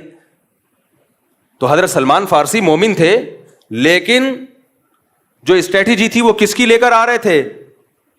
فارسیوں کی، جو اس وقت آگ کی پوجا کرتے تھے. تو نبی نے وہ اس کو قبول کیا کہ بہترین سجیشن ہے. جب اپنا پورا کام کمپلیٹ کیا تو پھر معجزے ظاہر ہونا شروع ہوئے. پھر معجزے ہوئے ہیں کہ ایک سرید کا پیالہ وہ 20 لوگوں کے لیے کافی ہو گیا. ایک دودھ کا پیالہ، ایک پیالہ ہے اور سارے صحابہ اس کو پی رہے ہیں، وہ پیالہ ختم نہیں ہو رہا. کیونکہ جو آپ کا کام تھا آپ نے کر لیا. اب اللہ اسباب کو فیل کر کے وہ کام جو ہمارے بس میں نہیں ہے وہ کون کرے گا؟ اللہ کرے گا. تبھی لڑنا فوجوں کا کام ہے جن کے پاس پراپر ٹریننگ ہوتی ہے. ہمارے یہاں ہر بندہ اٹھ کے خلافت کی تحریکیں چلانا شروع کر دیتا ہے کہ کب تک ان حکمرانوں کا ظلم سہو گے، جہاد کرو ان کے خلاف. میرا بھی ایک کلپ چل رہا ہے جس میں میں کہہ رہا ہوں کہ اگر پاکستان میں حالات خراب ہوئے نا، ہمیں دنیا میں کوئی پناہ نہیں دے گا. ہم نے تو بہت لوگوں کو پناہ دی ہے، ہمیں کوئی نہیں دے گا. اس لیے حکمرانوں کو برا بلا کہنا چھوڑ دو. اور آگے میں نے وضاحت کی ہے، برا بلا کہنے کا مطلب مسلح بغاوت، جائز تنقید کرو، یہ میں نے کہا ہے. لیکن میرا کلپ لوگ ادھورا چلا رہے ہیں. لو مفتی صاحب کہہ رہے ہیں حکمرانوں کو برا بلا بھی نہیں کہہ سکتے، جو مرضی کرتے رہیں. یہ میں نے نہیں کہا. جائز تنقید 100 دفعہ کرو، دھرنے بھی دو، کنٹینر لا کے رکھو، اپنے مطالبات پورے کرواؤ. اگر نہیں کروانے ہوتے میں عدالتی خلا کے خلاف اتنا کیوں چیختا؟ میرا مقصد ہے مسلح تحریک کی طرف مت جاؤ، بم دھماکے، مار دھاڑ. یہ کام کیا تو ملک میں لاشیں بچھیں گی، رزلٹ کچھ بھی نہیں نکلے گا. غزہ سے زیادہ حالات خراب ہو جائیں گے ہمارے ملک کے. کیونکہ یہ جو بیٹھ کے باتیں کر رہے ہیں نا اسلامی خلافت کی، ان کے پاس باتوں کے سوا کچھ بھی نہیں ہے. خلافت کا لفظ انہوں نے بدنام کر دیا ہے. ہر 4 دن میں کوئی اٹھتا ہے کہ پاکستان میں خلافت کا نظام لے کے آؤں. تیرے پاس کون سا میکینزم ہے؟ تیرے پاس کیا اسٹریٹجی ہے؟ پہلے کیا کرے گا، اس کے بعد کیا کرے گا، پھر لڑے گا کیسے؟ کیونکہ اسی لیے تو آپ کو فوج سے لڑنا پڑے گا، اسلام آباد پہ قبضہ کرنا پڑے گا. کیا کیسے کرے گا؟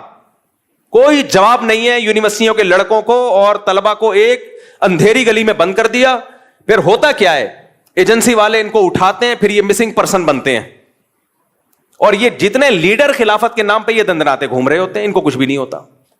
ایجنسیاں ان کو کچھ نہیں کہتی ہیں. ایجنسیاں کہتی ہیں ان کی دعوت پہ جتنے لوگ آ رہے ہیں نا ان کو کھڈے لین لگاتے جاؤ، ان کی چمڑیاں ادھیڑی جاتی ہیں.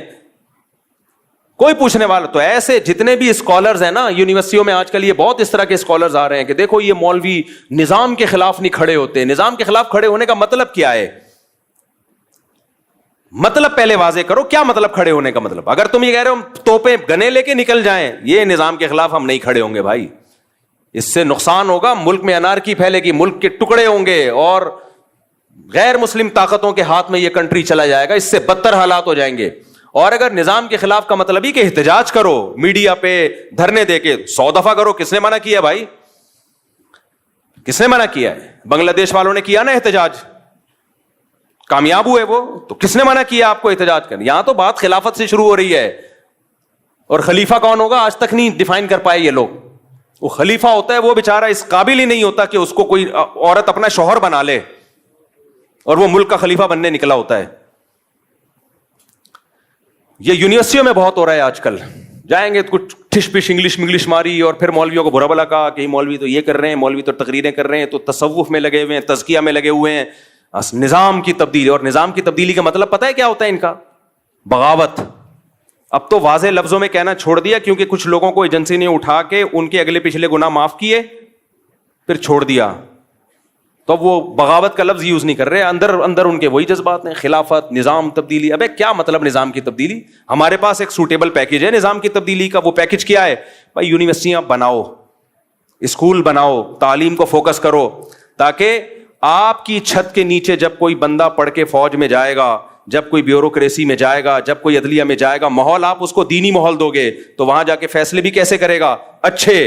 اور اگر آپ ان شعبوں میں نہیں گئے تو پھر یہ تمام اہم ترین شعبے آپ نے اسلام دشمنوں کے لیے چھوڑ دیے ہیں. پھر فوج میں بھی اسلام دشمن لوگ جائیں گے, عدلیہ میں بھی اسلام دشمن لوگ جائیں گے, بیوروکریسی میں بھی اسلام دشمن لوگ جائیں گے, پھر فیصلے آپ کے خلاف ہوں گے اور آپ دھرنے دیتے رہو گے. یہ ایک سوٹیبل طریقہ ہے نظام کی تبدیلی کا. یہ طریقہ نہیں ہے کہ آپ اٹھے اور دھرم کر کے آپ نے اتنے بندے وہاں مار دیے, اتنے بندے وہاں مار دیے. اس سے کچھ بھی حاصل ہونے والا نہیں ہے. اور اگر حاصل ہوا تو آپ کو نہیں ہوگا, ان طاقتوں کو ہوگا جو آپ کو فیور کر رہی ہیں. سمجھ میں آ رہی ہے بات کہ نہیں آ رہی ہے؟ ان طاقتوں کو فائدہ ہوگا اس سے. اور ویسے بھی میں بار بار کہہ رہا ہوں, پاکستان میں حالات خراب ہوئے نا, مجھے اور آپ کو کوئی پڑوسی ملک ٹھکانہ نہیں دے گا. ہم نے ٹھکانہ دیا, وہ نہیں دیں گے ہمیں. لوگ کہتے ہیں ڈالر لے کے ٹھکانہ دیا تھا, تو آپ بھی تو ڈالر لے کے ہی ہمیں بھگا رہے ہو وہاں سے. اور ہم نے کتنے افغانی یہاں پہ جو ہمارے بھائی ہیں, کیا ڈالر لے کے ہم نے ان کو یہاں ٹھکانہ دیا ہے؟ کس نے ڈالر لیے بھائی؟ آج بھی گھوم رہے ہیں, اور ہمیں خوشی ہے. 0 سے کروڑ پتی بن گئے, ان کی جائیدادیں ہیں, پراپرٹیاں ہیں, 100 دفعہ ہمیں خوشی ہوتی ہے اس سے. مسلمان ہیں. ضیاء الحق کی تقریر آپ سنے جا کے, جب یہ افغان جہاد شروع ہوا تھا, اس نے کہا تھا, اس کے الفاظ مجھے پورے الفاظ یاد نہیں, اس نے کہا تھا افغانوں کے لیے ہمارا ملک کھلا ہوا ہے, آئے یہاں پہ دھڑا دھڑ آئے. آپ نے اس سارے احسانات کو 2 منٹ میں دھجیاں اڑا دی کہ تم نے تو ڈالر کے لیے کیا تھا. تو ہمیں کوئی بھی نہیں رکھے گا. اور معلومات جب تک آتھینٹک معلومات نہ ہو نا, تبصرہ مت کیا کرو. آتھینٹک معلومات یہی ہیں کہ تمہیں کوئی بھی نہیں رکھے گا. صحیح ہے, اس ذہن میں رکھ. نہ پڑوسی رکھیں گے, چاہے وہ اسلامی حکومت ہے, ہم سے اچھے ہوں گے, 100 دفعہ اچھے ہوں گے, ان کی بڑی قربانیاں ہیں, 100 دفعہ قربانیاں ہیں, ان کے شہیدوں کے خون سے خوشبوئیں آئی ہیں, 100 دفعہ آئی ہیں, لیکن مجھے اور آپ کو نہیں رکھے گا کوئی بھی. یہ ذہن میں رکھنا. اور صرف یہ نہیں کہ رکھیں گے نہیں, لتر مار کے باہر نکالیں گے, لتر مار کے بولیں گے دفع ہو یہاں سے. عزت سے بھی نہیں نکالیں گے, لتر مار کے نکالیں گے. ویسے ہی ملاقات کے سلسلے میں چلے گئے تو ٹھیک ہے, رہنے کے لیے گئے لتر مار کے نکالیں گے, لتر مار کے. یقین نہیں آتا, جاؤ, چلے جاؤ. سمجھتے ہو؟ باقی ان کی قربانیوں کا کوئی انکار نہیں ہے, جو اسلام نافذ کیا اس کا کوئی انکار نہیں ہے, 100 دفعہ. اور سب ہمارے بھائی ہیں بھائی, کسی سے نفرت پھیلانا مقصد نہیں ہے. جتنے پڑوسی ملک ہیں ہم ان سے ہم تو انڈیا سے دوستی کے قائل ہیں, جو خالصتاً کافر ملک ہے. بس صرف اتنی نالج دینا مقصد ہے کہ تمہیں کوئی رکھے گا نہیں. سمجھ رہے ہو؟ اور صرف نکالیں گے نہیں, لتر مار کے نکالیں گے. اس پہ لوگ اعتراض کر رہے ہیں میرے بیانات پہ. میں تو جو گراؤنڈ ریئلٹی وہ بیان کر رہا ہوں, باقی تو ہم تو دوستی کے قائل ہیں بھائی. اور جو بھی ہیں پڑوسی ملک کے ہمارے بھائی ہیں, 100 دفعہ آج بھی ہم ان کے لیے قربانی دینے کے لیے تیار ہیں, 100 دفعہ تیار ہیں. اس کو ہم سب سے بڑا جہاد سمجھتے ہیں. لیکن میں یہ بتا رہا ہوں کہ بس جو ظرف آپ کا ہے وہ ساری دنیا کے سب لوگوں کا نہیں, اس لیے اپنے ملک کی حفاظت کرو. آج ہم کسی کو پناہ بھی اس لیے دے رہے ہیں, دے بھی اس لیے رہے ہیں کہ ہمارے پاس ایک کنٹری ہے. نہیں ہوا ختم. بات کو میں سمیٹ کے ختم کرتا ہوں. تو اللہ دو طرح سے مدد کرتا ہے انسانوں کی. بعض دفعہ اسباب کے بغیر, جیسے معجزے و کرامات, لیکن اللہ کی عادت کیا ہے؟ اسباب پیدا کر دیتا ہے. کیا پیدا کر دیتا ہے بھائی؟ اسباب. ایسی جگہ سے اسباب پیدا کرتا ہے جہاں سے آپ کا گمان بھی نہیں ہوتا. تو پھر ملحد کہتا ہے یار یہ تو سبب سے ہو رہا ہے نا, یہ تو سبب سے ہو رہا ہے, یہ تو سبب سے ہو رہا ہے, یہ تو اللہ کہاں کر رہا ہے؟ بھائی وہ سبب پیدا کس نے کیا ہے؟ اللہ نے کیا ہے. وہ سبب پیدا کرنے والا کون ہے؟ اسلام جو دنیا میں آیا, غالب آئے, وہ بھی تو اسباب سے آیا نا. وہ اسباب پیدا کس نے کیے؟ اللہ نے کیا. ایسی جگہ سے اللہ اسباب پیدا کرتے ہیں جہاں سے آپ کا گمان بھی نہیں ہوتا. اور بعض دفعہ اسباب فیل کون کرتا ہے؟ اللہ. آپ سمجھتے ہو بہت دولت آ گئی, بہت کچھ ہو گیا, آپ اللہ کو بھلا دیتے ہو. اللہ آپ سے دولت چھین لیتا ہے. چھینتا کیسے ہے؟ سبب پیدا کر دیتا. کوئی ایسی بیماری لگا دی, ساری دولت اس بیماری میں خرچ, جائیدادیں تقسیم ہونا, جائیدادیں بکنا شروع. ایسے لوگ ہم نے دیکھے ہیں, ایک بیماری ہوئی, علاج میں زیرو ہو گئے بالکل. کروڑوں کروڑوں روپے جو انہوں نے کمائے تھے ختم, بھیک مانگنے پہ آ گئے. حضرت حکیم اختر صاحب رحمہ اللہ تعالیٰ ایک واقعہ بیان کیا کرتے تھے. ابھی بھی ان کا بیان انٹرنیٹ پہ پڑا ہوا ہے کہ گلشن اقبال میں ایک سیٹھ صاحب رہا کرتے تھے, ہر وقت مولویوں کی برائی, مولوی ایسے مولوی ایسے. کچھ لوگوں کو پتہ نہیں, کوئی اللہ معاف فرمائے, کوئی بچپن میں کچھ الٹے سیدھے واقعات شاید ہو جاتے ہیں ان کے ساتھ کسی 2 نمبر مولوی کے, تو وہ ہر مولوی کو برا سمجھتے ہیں. بھائی ہر مولوی برا نہیں ہوتا یار. تو ان کو ٹھڑک ہو جاتی ہے, کوئی مولوی ایسے مولوی ایسے مولوی ایسے. ایک صاحب مجھے ملتا ہی مولوی ایسے مولوی ایسے مولوی ایسے مولوی 2 نمبر. میں نے کہا کیا ہو گیا بھائی؟ پھر انہیں واقعہ سنایا کہ بچپن میں جو ان کے ساتھ ہوا تھا, کوئی قاری صاحب تھے, کچھ غلط ہو گیا. تو میں نے کہا یار ایک نے غلط کر لیا آپ کے ساتھ, جو 100% اس قاری کو چھتر لگاؤ سالے کو. لیکن یہ تھوڑی کہ سارے قاری ایسے یار, سارے مولوی ایسے. ایک ونس اپون اے ٹائم آپ کے ساتھ ہو گیا, اور آپ کو بھی تو چاہیے تھا نا کہ تھوڑا سا اتنا. اس کی تو 100% غلطی ہے, لیکن آپ نے جو اندھا اعتماد کیا, وہ کہہ رہے میں تو بزرگ سمجھ کے گیا تھا اس کے پاس. تو بزرگ بھی بعض بڑے ڈینجرس قسم کے ہوتے ہیں. 2 قسمیں تو بزرگوں کی ہے نا, 2 نمبر اور 1 نمبر. تو بعض دفعہ ایسا ہو جاتا ہے جس کی وجہ سے پھر آدمی کہتا ہے. تو وہ حکیم اختر صاحب نے فرمایا کہ وہ ہر وقت مولوی ایسے, عالم ایسے, بزرگ ایسے, نہ نماز نہ روزہ نہ زکوٰۃ. اس کو معدے کا کینسر ہو گیا. کینسر جب ہوا ہے تو حالت خراب, ڈاکٹر نے کہہ دیا اتنے دن کے مہمان ہو. اب دبلا ہونا شروع ہو گیا, ہڈیاں وڈیاں جو بیچارے کینسروں کے. تو اس کو اللہ نے توبہ کی توفیق دے دی. اس کو اندازہ ہو گیا جو میری جو دبدباہٹ اور روب, اور سارے ڈاکٹر آج سائنس اپنی ترقی کی انتہا کو پہنچی ہوئی ہے, 1 کروڑ پتی آدمی کو زندگی نہیں دے سکتی. جوان بھی تھا. اس کو اندازہ ہو گیا بھائی یہ سب مادی اسباب کی 2 ٹکے کی حیثیت نہیں ہے, موت اپنی آنکھوں سے نظر آ رہی. حکیم اختر صاحب نے فرمایا کہ اس نے سارے علماء کو بلایا, سب سے معافیاں مانگی, بھائی مجھ سے غلطی ہوئی ہے, توبہ کی اور دنیا سے چلا گیا. یہ پرانے زمانے کے ملحد تھے, جب لتر پڑھتے تھے تو اللہ یاد آ جاتا تھا. آج کے ملحد اتنا ڈھیٹ ہے نا, صبح شام عذاب اپنی آنکھوں سے دیکھے, پسے ابو جہل کی طرح. کیا عبداللہ بن مسعود اس کی سینے پہ بیٹھے ہوئے ہیں گردن کاٹنے کے لیے؟ اس کو مان لینا چاہیے تھا نا, اسلام غالب آ گیا. دیکھو 313 کو اللہ نے 1000 پہ غالب کیا, لیکن وہ کیا کہتا ہے, نیچے سے گردن کاٹنا, مرنے کے بعد پتہ چلے کسی سردار کی گردن ہے. سمجھ رہے ہیں, مرنے کے بعد پتہ چلے. آج کے ملحد ایسے ہیں, ابو جہل جیسے. تو اس لیے میرے بھائی جو محبت اللہ کو دینی ہے, وہ محبت کیا ہے؟ پکارنا صرف اس کو ہے. تو کرسچینٹی سے بھائی جو ہمارا مذاق اڑا, ہم ہر مسیحی کو نہیں چھیڑتے, جو اسلام کا مذاق اڑا رہا ہے نا, مسلمانوں میں ٹالرنس نہیں ہے, برداشت نہیں ہے, یہ نہیں ہے, وہ نہیں ہے. بھائی مسلمان کا جرم تمہارے جرموں سے ہلکا ہے. تم نے ایک جرم ایسا کیا ہے نا, شرک کا, وہ ایک ترازو کے پلڑے میں جب لا کے رکھا جائے گا تو اللہ کہے گا مسلمان جیسا بھی ہے مانتا صرف مجھے تھا, اور تم جتنے بھی اچھے ہو میرے ساتھ عیسیٰ ابن مریم کو تم نے شریک کر لیا. تمہارا ایک جرم لاکھوں کلو کا ہے, صحیح ہے نا, اور مسلمانوں کے چھوٹے چھوٹے 20 جرم بھی اس جرم کا مقابلہ نہیں کر سکتے. اللہ ہمیں عمل کی توفیق عطا فرمائے. موضوع کچھ اور تھا, لیکن چلو جہاں بھی چلے گئے اچھی بات ہو گئی. یہ بہت سوال پوچھا جاتا ہے جو ڈیوٹی پوری نہیں کر رہے ان کی تنخواہ جائز ہے یا نہیں. اسی سے ملتا جلتا سوال. کچھ امام نمازیں پوری نہیں پڑھاتے, تنخواہ پوری لیتے ہیں, تو ان کے لیے تنخواہ حلال ہے یا حرام ہے. کچھ مدرسے کے اساتذہ چھٹیاں کرتے ہیں تو ان کے لیے تنخواہ پوری لیتے ہیں, حلال ہے حرام ہے. دیکھو تنخواہ کا تعلق اس سے ہے کہ جس ادارے میں آپ ہیں اس سے آپ کا ایگریمنٹ کیا ہوا ہے. بعض دفعہ ایگریمنٹ ہوتا ہے کام کا، جیسے امام کا ایگریمنٹ ہوا ہے کہ نمازیں میرے ذمے ہیں، میں خود پڑھاؤں یا اپنا کوئی نائب رکھوں، ایگریمنٹ ہی یہی ہوا ہے. بعض دفعہ ایگریمنٹ ہوتے نہیں آپ ہی کو پڑھانی پڑے گی. تو ایسی صورت میں جب ایگریمنٹ یہ ہو کہ نمازیں پوری آپ نے ہی پڑھانی ہے، تو پھر جتنی نمازوں کا امام صاحب بغیر عذر کے ناغہ کریں گے اتنی تنخواہ کاٹی جائے، ان کے اتنے پیسے کاٹے جائیں ان کی تنخواہوں سے، وہ پھر باقی تنخواہ حلال نہیں ہوگی.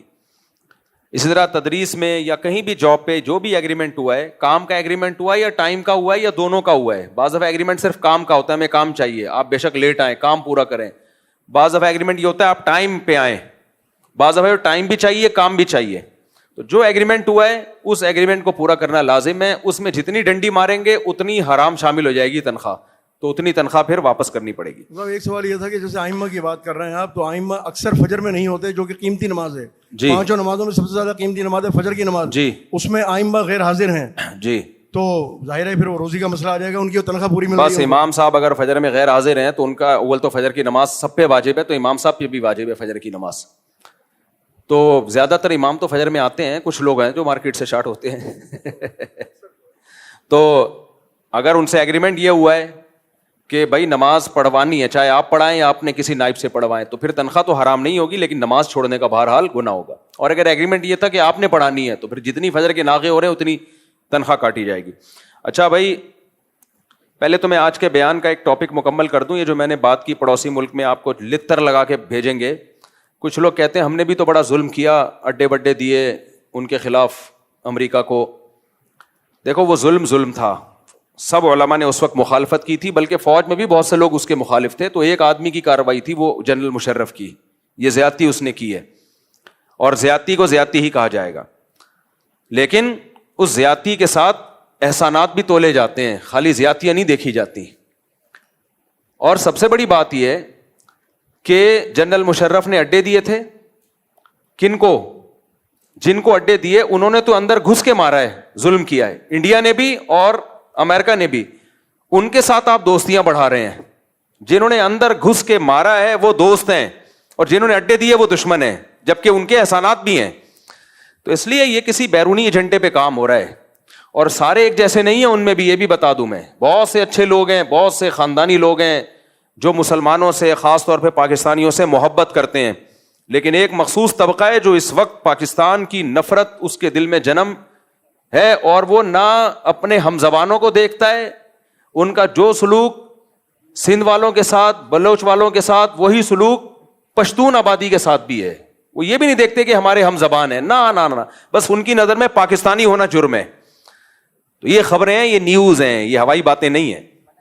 تو اس لیے میرا مقصد کسی ملک کو اچھا یا برا کہنا نہیں ہے، ہم سے اچھا ہی ہوں گے. میرا مقصد آپ کے دل میں آپ کے ملک کی قدر ڈالنا ہے، کہ اپنے ملک کی قدر کرو. اگر یہ گیا نا تو ہمیں نہیں کوئی ٹھکانہ دے گا، بس یہ بتانا مقصد ہے. باقی کون اچھا کون برا، سب ہمارے بھائی ہیں، سب دینی بھائی ہیں، بہت غیرت مند لوگ ہیں، بہت بڑی قربانی ہے ان کی. لیکن بس آپ میرا مقصد کسی قوم کی برائی یا اچھائی نہیں ہے. اچھے برے ہر قوم میں ہوتے ہیں، اچھے بھی ہوتے ہیں برے بھی ہوتے ہیں. ہم میں بھی بہت سے اچھے بھی ہیں برے بھی ہیں.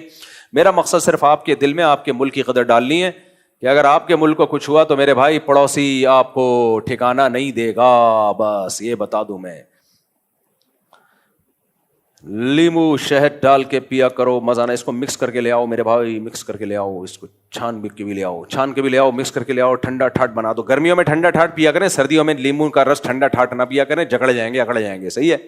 میرا کل میں کلپ دیکھ رہا تھا، اس میں میں کہہ رہا تھا لیمو کو آدھا گھنٹہ پانی میں ڈال کے رکھو، اس کی کڑواہٹ آ جائے گی، پھر اس میں شہد ملاؤ اور اپنے خرچے پہ پی جاؤ، اور ٹھنڈا ٹھاٹ. تو مجھے خیال آیا کہ سردیوں میں اگر کوئی یہ بیان سنے گا تو ٹھنڈ نہ پہ جائے کہیں بہت زیادہ اس میں. تو یہ ٹھنڈا ٹھاٹ شدید گرمی میں جب پسینے نکل رہے ہوں، اگر سردیوں میں پی رہے ہو تو پھر اتنا ٹھنڈا پینے کی ضرورت نہیں ہے، نارمل ٹیمپریچر کا پیو. پھر بیان گرمیوں کا ہوتا ہے، لوگ سردیوں میں چلا رہے ہوتے ہیں، اس کو تو نقصان تو ہوگا نا.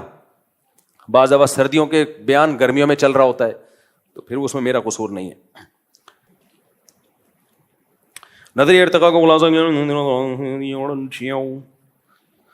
نظریہ ارتقاء کا خلاصہ کیا ہے؟ ملحدین کہتے ہیں کہ اللہ خلاف عادت کوئی کام نہیں کرتا، اور دلیل دیتے ہیں کہ ولن تجد لسنت اللہ تبدیلا، اللہ کی سنت میں کبھی تبدیلی نہیں پاؤ گے.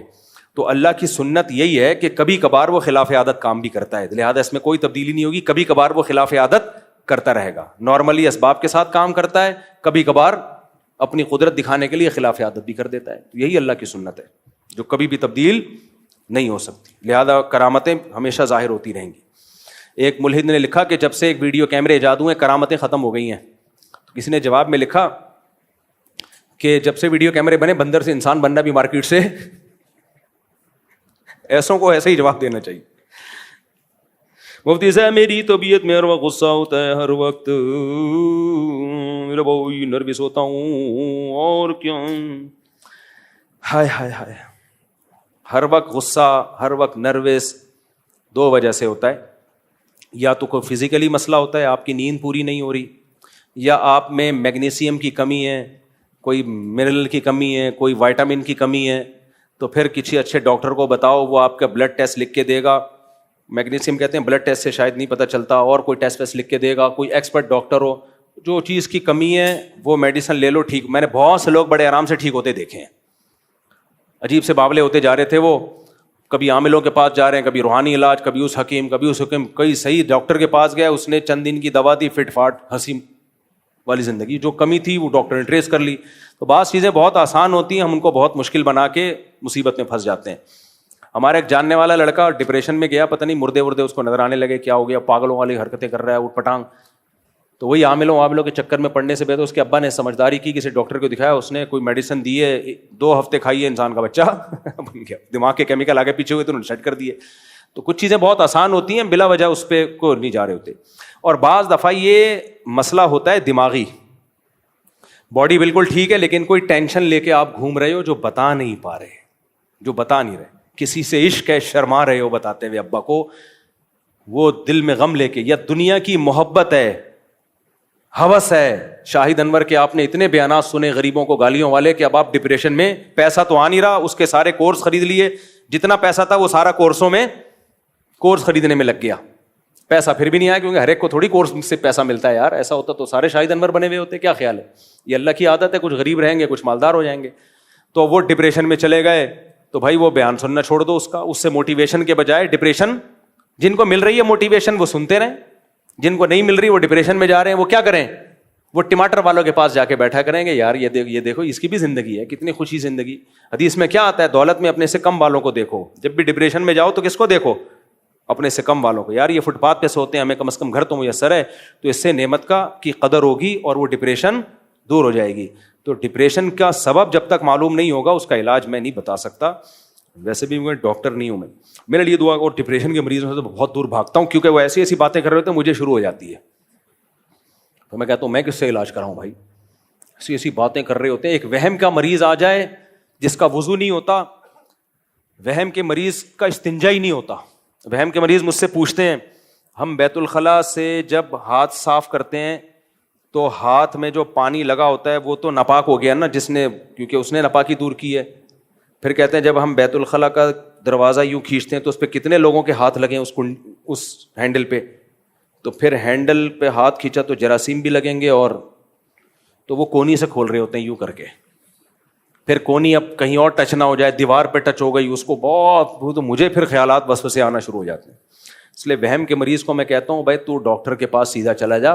ڈاکٹر اس کے پیسے لے, ڈاکٹر پاگل بھی ہو گیا نا تو پیسے تو لے رہا ہے نا. اور یہ بیچارے جو سائیکیٹرسٹ ہوتے ہیں نا, یہ خود تھوڑے دنوں کے بعد اپنا علاج کراتے ہیں, پتہ ہے آپ کو, کیونکہ سارا دن پاگلوں سے ملاقاتیں ہوتی ہیں ان کی, تو خود بھی تھوڑے سے کھسک جاتے ہیں. مجھے ایک ڈاکٹر نے بتایا, کہہ رہے ہم بھی کھسک جاتے تو پھر ہم اپنے سے کسی زیادہ سینئر کے پاس جاتے ہیں, سمجھ رہے ہو, وہ پھر ہماری سیٹنگ کو سیٹ کرتا ہے, تو وہ پتہ نہیں کس کے پاس جاتا ہوگا پھر. تو اس لیے بھائی میرے لیے دعا کریں, مجھے کوئی اچھی سی نوکری مل جائے. دیکھو ڈپریشن کا سب سے آسان علاج ہے نیچرل لائف پہ آؤ. بیوی ہو, بچے ہوں, خوشیاں بھی ہوں, غم بھی ہوں, تھکاوٹ بھی ہو, آرام بھی ہو, سب کچھ چل رہا ہو بس. آپ کو پتا ہے ایک رپورٹ ہے کہ یورپ میں ہر 4 میں سے 1 بچہ ڈپریشن کا مریض ہوتا ہے, کیونکہ ان کی لائف نیچرل نہیں ہے. ساری خوشیاں ان بچوں کی جھولیوں میں ڈال دیں تو نیچرل لائف تو نہیں رہی نا. ہمارے بچے, کوئی بھی ڈپریشن کا مریض نہیں ہوتا, ہمیں ڈپریشن دے رہے ہوتے ہیں. اللہ کا بڑا فضل ہے, اللہ نظر بد سے بچائے. میرے 19 بچے ہیں الحمدللہ, اللہ کے فضل سے کوئی بھی ڈپریشن کا پیشنٹ نہیں ہے. ہمیں بنا دیں تو ایک الگ بات ہے, نہ ہمیں بنایا, ہماری بھی ڈپریشن دور ہوتی ہے. جتنے تھکے ہوئے ہو جب گھر میں جاؤ, بچوں کو دیکھ کے ساری ٹینشن ختم. اور بچے آپس میں کھیل رہے ہوتے ہیں تو وہ ڈپریشن ویسے ہی نہیں, کیونکہ بہن بھائی کھیلتے ہیں آپس میں. تو اس لیے انگریزوں کی ڈپریشن اس لیے بھی ہے کہ 2 بچے, فیملی نہیں ہے, خاندان کی ایسی کی تیسی ہو گئی, تو فیملی والا آدمی ڈپریشن سے اکثر دور ہی رہتا ہے. سمجھتے ہو؟ ہاں اگر بیوی کوئی خطرناک مل جائے نا, وہ پھر بیچ کے کھا جائے گی آپ کو, اس کا پھر شریعت نے حل رکھا ہے کہ پہلے سمجھاؤ وغیرہ وغیرہ. ایک شخص نے حج کی درخواست جمع کرائی لیکن نام نہیں آیا, آئندہ سالوں میں نصاب پورا نہیں ہوا. اور جب بھائی حج جب ایک دفعہ فرض ہو جائے نا تو ہو جاتا ہے, چاہے آئندہ سالوں میں نام آئے نہ آئے. اب آپ پر لازم ہے کہ پیسے جمع کریں, اور جب پیسے آ جائیں آپ حج کر کے آئیں. ایک دفعہ جب فرض ہو گیا تو ہمیشہ کے لیے ہو گیا, پھر پیسے ختم بھی ہو گئے تو فرض رہتا ہے. ہاں گناہ نہیں ہوگا کیونکہ آپ کے مرضی کے بغیر ختم ہو گئے وہ پیسے, تو پھر حج بدل کی وصیت کریں اگر وراثت میں اتنے پیسے ہیں. میاں بیوی میں طلاق کے معاملے میں اختلاف ہو جائے, شوہر انکاری ہو 3 طلاق کا جبکہ بیوی 3 طلاق کی دعوے دار ہے اور گواہوں کا نصاب پورا نہیں, بیوی کا آنے کو تیار ہی نہیں, تو المرأۃ کالقاضی کے تحت بیوی کے لیے علیحدگی کی صورت ممکن ہے. اگر عورت نے 100% یقین ہے اللہ کو حاضر ناظر جان کے کہ میرے شوہر نے 3 طلاقیں دی اور یہ کمبخت مکر گیا ہے, تو پھر ایسی صورت میں عورت کورٹ کا سہارا لے کے عدالتی خلا لے لے.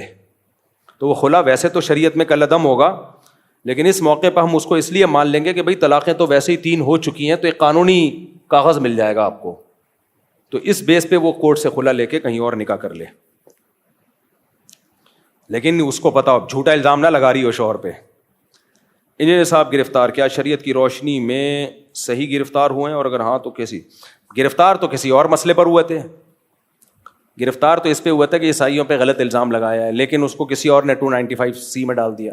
تو میں اس پہ تو کوئی بات نہیں کروں گا کہ گرفتار ہونا ٹھیک تھا یا غلط تھا, اس کی تو مجھے پوری تحقیق نہیں ہے, کیونکہ عیسائی بھی مشتعل کہتے ہیں, بعض لوگ کہہ رہے ہیں کہ عیسائی بڑے مشتعل ہوئے ہیں, مسیحی لوگ بڑے مشتعل ہوئے ہیں, اشتعال انگیزی ہے. تو اس پہ تو 2 رائے ہو سکتی ہے کہ گرفتاری صحیح تھی یا نہیں تھی, وہ آپ ماہرین سے پوچھیں. لیکن یہ جو 295C ڈالا ہے یہ نہیں بنتا, جس بیس پہ ڈالا ہے, کوئی اور بیس ہو تو غلط بات ہے, لیکن ہمارے پاس جو معلومات ہیں وہ جس بیس پہ ڈالا ہے نا, اس بیس پہ 295C نہیں بنتا. اسٹوڈنٹ کے لیے گلزار قبل ڈریم ورلڈ میں پروگرام کیا تھا آپ نے, بہت سی فائدہ ہوا تھا. درخواست ہے کہ یہ عثمان بھائی نے کیا تھا, عثمان بھائی کو بولیں دوبارہ کر لیں. ڈریم ورلڈ میں اسٹوڈنٹ کے لیے مفتی صاحب, نام دیکھو کیسا لکھا, ڈریم ورلڈ, خوابوں کی دنیا. فوراً نوجوانوں کے ذہن میں 4 شادیاں آتی ہیں, خوابوں کی دنیا. مفتی صاحب آپ نے DC آفس میں جا کر پانی کے حوالے سے بات کی تھی, لیکن 2 دن ہو گئے, 20 دن نہیں بھائی 2 دن ہوئے, ہونے والے سیکٹر 10 میں ابھی تک پانی نہیں آیا. انہوں نے وعدہ کیا ہے کہ ہم پانی کی مقدار بڑھائیں گے, تو ابھی ان کو سانس لینے دو, دیکھتے ہیں اس مہینے کیا ہوتا ہے. میں نے ولاگ بنا کے اسی لیے ڈالا ہے کہ اگر پھر بھی نہیں آیا پانی تو پھر ہم بسیں بھر کے لے کے جائیں گے, وہاں جا کے بیٹھ جائیں گے, ہم بولیں گے پانی دو ورنہ ہم یہیں بیٹھے رہیں گے. تو امید ہے آ جائے گا. انہوں نے, اور وہ جو تھے MD صاحب بڑے اچھے آدمی تھے, بہت بااخلاق آدمی تھے, تو وہ تو ہمیں کافی اچھے آدمی لگے. باقی دیکھو ہوتا کیا ہے. ابھی 2 دن ہوئے نا, 20 دن نہیں ہوئے. مفتی صاحب میں نے بہت مشکل سے سولر پلیٹ لی تھی, کسی نے ہوائی فائرنگ کر کے اسے ضائع کر دیا, کیا قیامت کے اس کے بدلے میں اس بالکل حساب ہوگا. جس نے ہوائی فائرنگ کیا اس کا باپ بھی پیسے دے گا آپ کو. آپ نے ایک بیان میں کہا تھا کہ باپ جو کہے کر لو. میرے والد صاحب کیا کہتے ہیں بھائی, فاتحہ خوانی کرتے ہیں, 12 ربیع الاول مناتے ہیں. میں نے آپ کے بیان میں بھائی غیر شرعی چیزوں میں ابا کی اطاعت جائز نہیں ہے. خالی نعتیہ پروگرام کر رہے ہیں وہ تو ٹھیک ہے, نعت کی محفل لگانا یا انڈور کوئی جلسہ کر لینا انڈور, جس میں آپ صرف نبی کی سیرت بیان کریں, اس میں کوئی حرج نہیں ہے, اس حد تک ٹھیک ہے. جو حلوے مانڈے چل رہے ہوتے ہیں اور جو بتیاں جو پورا سیلیبریٹ کیا جاتا ہے نا, اس کو عید کی طرح منایا جاتا ہے, یہ بدعت ہے. میرے سل کے بال کمزور ہیں, احرام کی حالت میں بال ٹوٹ جائے تو کیا حکم ہے؟ جب بھی احرام سے نکلے نا تو چند ریال صدقہ کر دینا چاہیے, تاکہ غیر اختیاری طور پر کوئی غلطی اگر ہو گئی ہے, بال توڑ لیے ہیں, تو وہ تلافی ہو جائے. تو 10-20 ریال صدقہ کر دیں گے, کافی ہو جائے گا. میرے بھائی لکھو بھائی, کعبہ پر پہلی نظر پڑے تو کیا دعا کریں؟ اچھا, کعبہ پر پہلی نظر پڑتے ہی دعا قبول ہوتی ہے, اس کا مطلب پہلی نظر نہیں ہے. اس کا مطلب جب آپ کعبہ میں گئے ہیں تو کنٹینیوسلی جب آپ آگے جا رہے ہیں تو پہلی نظر ہی کہلائے گی. بعض لوگ کیا تکلف کرتے ہیں, جب عمرے پہ جا رہے ہیں تو سر نیچے کر کے, یہ کعبہ پر نظر نہ پڑے, کیونکہ جب نظر پڑے گی تو اسی وقت دعا مانگنی پڑے گی. تو ہم ابھی دور ہیں, قریب جا کے تو یوں منہ نیچے کر کے جا رہے ہوتے ہیں, ٹکرا بھی رہے ہوتے ہیں کہ ابھی نظر نہیں پڑے. یہ تکلف کی ضرورت نہیں ہے. جب آپ کی نظر پڑ گئی تو بھی آگے جا کے دعا مانگ سکتے ہیں. طواف شروع کرنے سے پہلے جو بھی دعا ہوگی وہ کعبے پر پہلی نظر والی ہی دعا ہوگی. تو یہ نہیں ہے کہ یوں نظر پڑی, اب نظر ہٹ گئی تو اب پڑی تو دوسری نظر کہلائے گی, وہ بھی پہلی نظر ہی کہلائے گی. ایسا تکلف کر رہے ہوتے ہیں لوگ, بلکہ کہہ رہے تو سر نیچے بالکل یوں کر کے جاؤ, قریب جا کے پھر یوں اٹھانا. تو یہ اس تکلف کی ضرورت نہیں ہے, اسلاف میں کہیں بھی یہ نہیں ملتا. تو جب آپ گئے تو آپ کی نظر پڑ گئی, کوئی بات نہیں, آپ آگے جاؤ, پھر نظر ہٹ بھی جائے کوئی بات نہیں. طواف شروع کرنے سے پہلے, یعنی کوئی دوسرا عمل شروع کرنے سے پہلے آپ نے کیا کرنا ہے؟ دعا مانگنی ہے. تو وہ دعا وہی دعا ہے, کعبے پہ پہلی نظر والی دعا ہے. وہ میری امت گمراہی پر جمع نہیں ہو سکتی. اگر اس حدیث کو ہم دلیل بناتے ہیں تو بہت سے مسئلوں میں تو یہاں امت لفظ ہے, کون مراد ہے؟ کیونکہ اگر یہاں مراد امت مسلمہ کی اکثریت ہے تو اس وقت فلسطین اور غزہ کے اتنے اہم مسئلے پر امت کی اکثریت تو خاموش ہے. دیکھو نبی نے جو فرمایا میری امت گمراہی پہ جمع نہیں ہو سکتی, اس کا مطلب ہے نظریاتی طور پہ, نظریاتی طور پر. یہ فلسطین کا مسئلہ ہے, اس میں تو امت اکثریت فلسطینیوں کو مظلوم سمجھتی ہے, تو یہ گمراہی کہاں ہے؟ باقی مدد کریں کیسے, یہ سوال پیدا ہوتا ہے. اگر مدد کے وہاں راستے کھل جائیں نا تو 2/3 امت پہنچ جائے گی وہاں پہ. تو راستے نہیں ہیں, کسی کے پاس کچھ بھی نہیں ہے. تو مالی امداد اگر کوئی کر سکتا ہو تو وہ بہت لوگ بھیج رہے ہیں وہاں پہ امداد. تو یہ بھی امت گمراہی پہ جمع نہیں ہوئی. باقی امت کا مطلب امت کے علماء, امت کا مطلب ہر آدمی نہیں ہے. تو امت کے جو فقہاء ہیں, محدثین ہیں, علماء ہیں, وہ مراد ہیں, وہ گمراہی پہ کبھی جمع نہیں ہو سکتے. اور امت میں جو سب سے زیادہ فالو کیا گیا ہے نا کسی کو, اگر مجتہد مانا گیا تو وہ 4 امام ہیں, اور ایک طویل عرصے تک ان 4 اماموں کی اتباع پر امت جمع رہی ہے صدیوں تک. تو اس لیے بعض علماء نے اس حدیث کا یہ بھی مطلب دیا ہے کہ 4 امام کسی بات پر جمع ہو جائیں تو وہ اجماع امتی کہلائے گا. کیونکہ اگر اس سے اختلاف کیا گیا تو وہ بہت بعد میں اختلاف کیا گیا, یہ پہلے اختلاف تھا جو بعد میں ختم ہو گیا تھا. تو یہ ہو نہیں سکتا کہ 4 مجتہدی جن کو پوری امت نے فالو کیا وہ 4 یہ غلط بات پہ جمع ہو جائیں. باقی امت سے مراد امت کے فقہاء ہیں. مفتی صاحب میری طبیعت میں ہر وقت غصہ ہوتا ہے, تیرا غصہ میں نے ٹھیک کر دیا. مفتی صاحب اچھا غصہ, ایک اور چیز سمجھو, غصہ نیکوٹین اور زیادہ کیفین لینے والوں کو بھی بہت آتا ہے. کیفین چائے میں ہوتی ہے مگر بہت تھوڑی, اس لیے چائے پینے والے بھی ذرا ایگریسو ہوتے ہیں, اور کافی پینے والے زیادہ ایگریسو ہوتے ہیں. سمجھ میں آ رہی ہے بات کہ نہیں آ رہی؟ یہ میں اس لیے کہہ رہا ہوں کہ آج کافی کے بھی نا یوٹیوب پہ بڑے فضائل بیان کیے جا رہے ہیں. بلیک کافی, اور پھر ایک اور کافی آئی ہے بلٹ پروف کافی. ڈرامے بازی ہے یہ, اپنے ٹائم کو ان لوگوں کے پیچھے ضائع مت کرو. آپ جی کافی کے اندر 1 چمچہ وہ ڈال دیں کوکنگ, وہ ناریل کا تیل, تو یہ ہو جائے گا, فلانا ہو جائے گا, ڈھمکانا ہو جائے گا. اور بلیک کافی پینے سے لیور آپ کا بہت اچھا ہو جاتا ہے. بلیک کافی ہارٹ کے لیے بہت اچھی ہے. کچھ چیزیں اچھی ہوں گی بلیک کافی میں یا کافی میں, لیکن نیچرلی کیفین انسان کی غذا نہیں ہے. سمجھ رہے ہو؟ نہیں آئی سمجھ میں؟ باڈی کی نیڈ ہے ہی نہیں کیفین لینا. یہ ایک نشہ ہے, ایڈکٹ ہو جاتا ہے آدمی, اس کا عادی ہو جاتا ہے. نیکوٹین اس سے اوپر کی چیز ہے, جیسے تمباکو ہے, چرس ہے, ہیروئن ہے. تو کیفین بھی ایک قسم کا نشہ ہے. اس سے جو آپ کی تھکاوٹ دور ہوتی ہے یہ نیچرلی دور نہیں ہوتی. دیکھو آپ تھک گئے, فطرت کیا کہتی ہے؟ اپنی باڈی کو ایکٹیو کرنے کے لیے کیا کرو؟ آرام, سو جاؤ, نیند گہری لو, اٹھو. آپ جیسے بچے کو آپ دیکھیں جب گہری نیند سے اٹھتا ہے ایسا بھدکتا, ایسا ایکٹیو, کیا اس نے کافی پی ہوتی ہے؟ کیسا بہترین ایک دم اس کی ہنستا کھیلتا ہے. تو نیچرلی باڈی کو ایکٹیو کرنے کے لیے ضروری ہے کہ آپ ایکسرسائز کریں, تھکیں, آرام کریں. اس کا گوروں نے, کمبختوں نے آج تک دنیا میں کھانے پینے کی کسی صحیح چیز کو رائج نہیں کیا. ان لوگوں نے ہمیں ڈبل روٹیوں پہ لگا دیا, برگروں پہ لگایا, انہی کمبختوں نے سگریٹ پہ بھی لگایا ہے. اور 100 سال پہلے کے برٹش کے آپ اخباروں کے تراشے اٹھا کے دیکھیں, ان میں سگریٹ کے وہ فضائل بیان کیے جا رہے تھے جو آج کافی کے بیان کیے جا رہے ہیں. تھروٹ انفیکشن اور کینسر اور پتہ نہیں ٹوپی ڈرامے, پوری دنیا کو سگریٹ پہ لگا دیا, اس کے بعد آئے یہ تو کینسر ہے. کیوں بھائی؟ سگریٹ سے جو آپ کی باڈی ایکٹیو ہوتی ہے یہ نیچرل تھوڑی ہے, تو دھواں لے کے جا رہے ہو اپنے پھیپڑوں میں اور تمباکو لے کے جا رہے ہو. تو آج کل اب انہوں نے فضائل سنانا شروع کر دیے کس کے؟ کافی کے. بلیک کافی, فلانی کافی, ڈمکانی کافی, یہ بھی کل انہوں نے رجوع کرنا ہے, سمجھ رہے ہو؟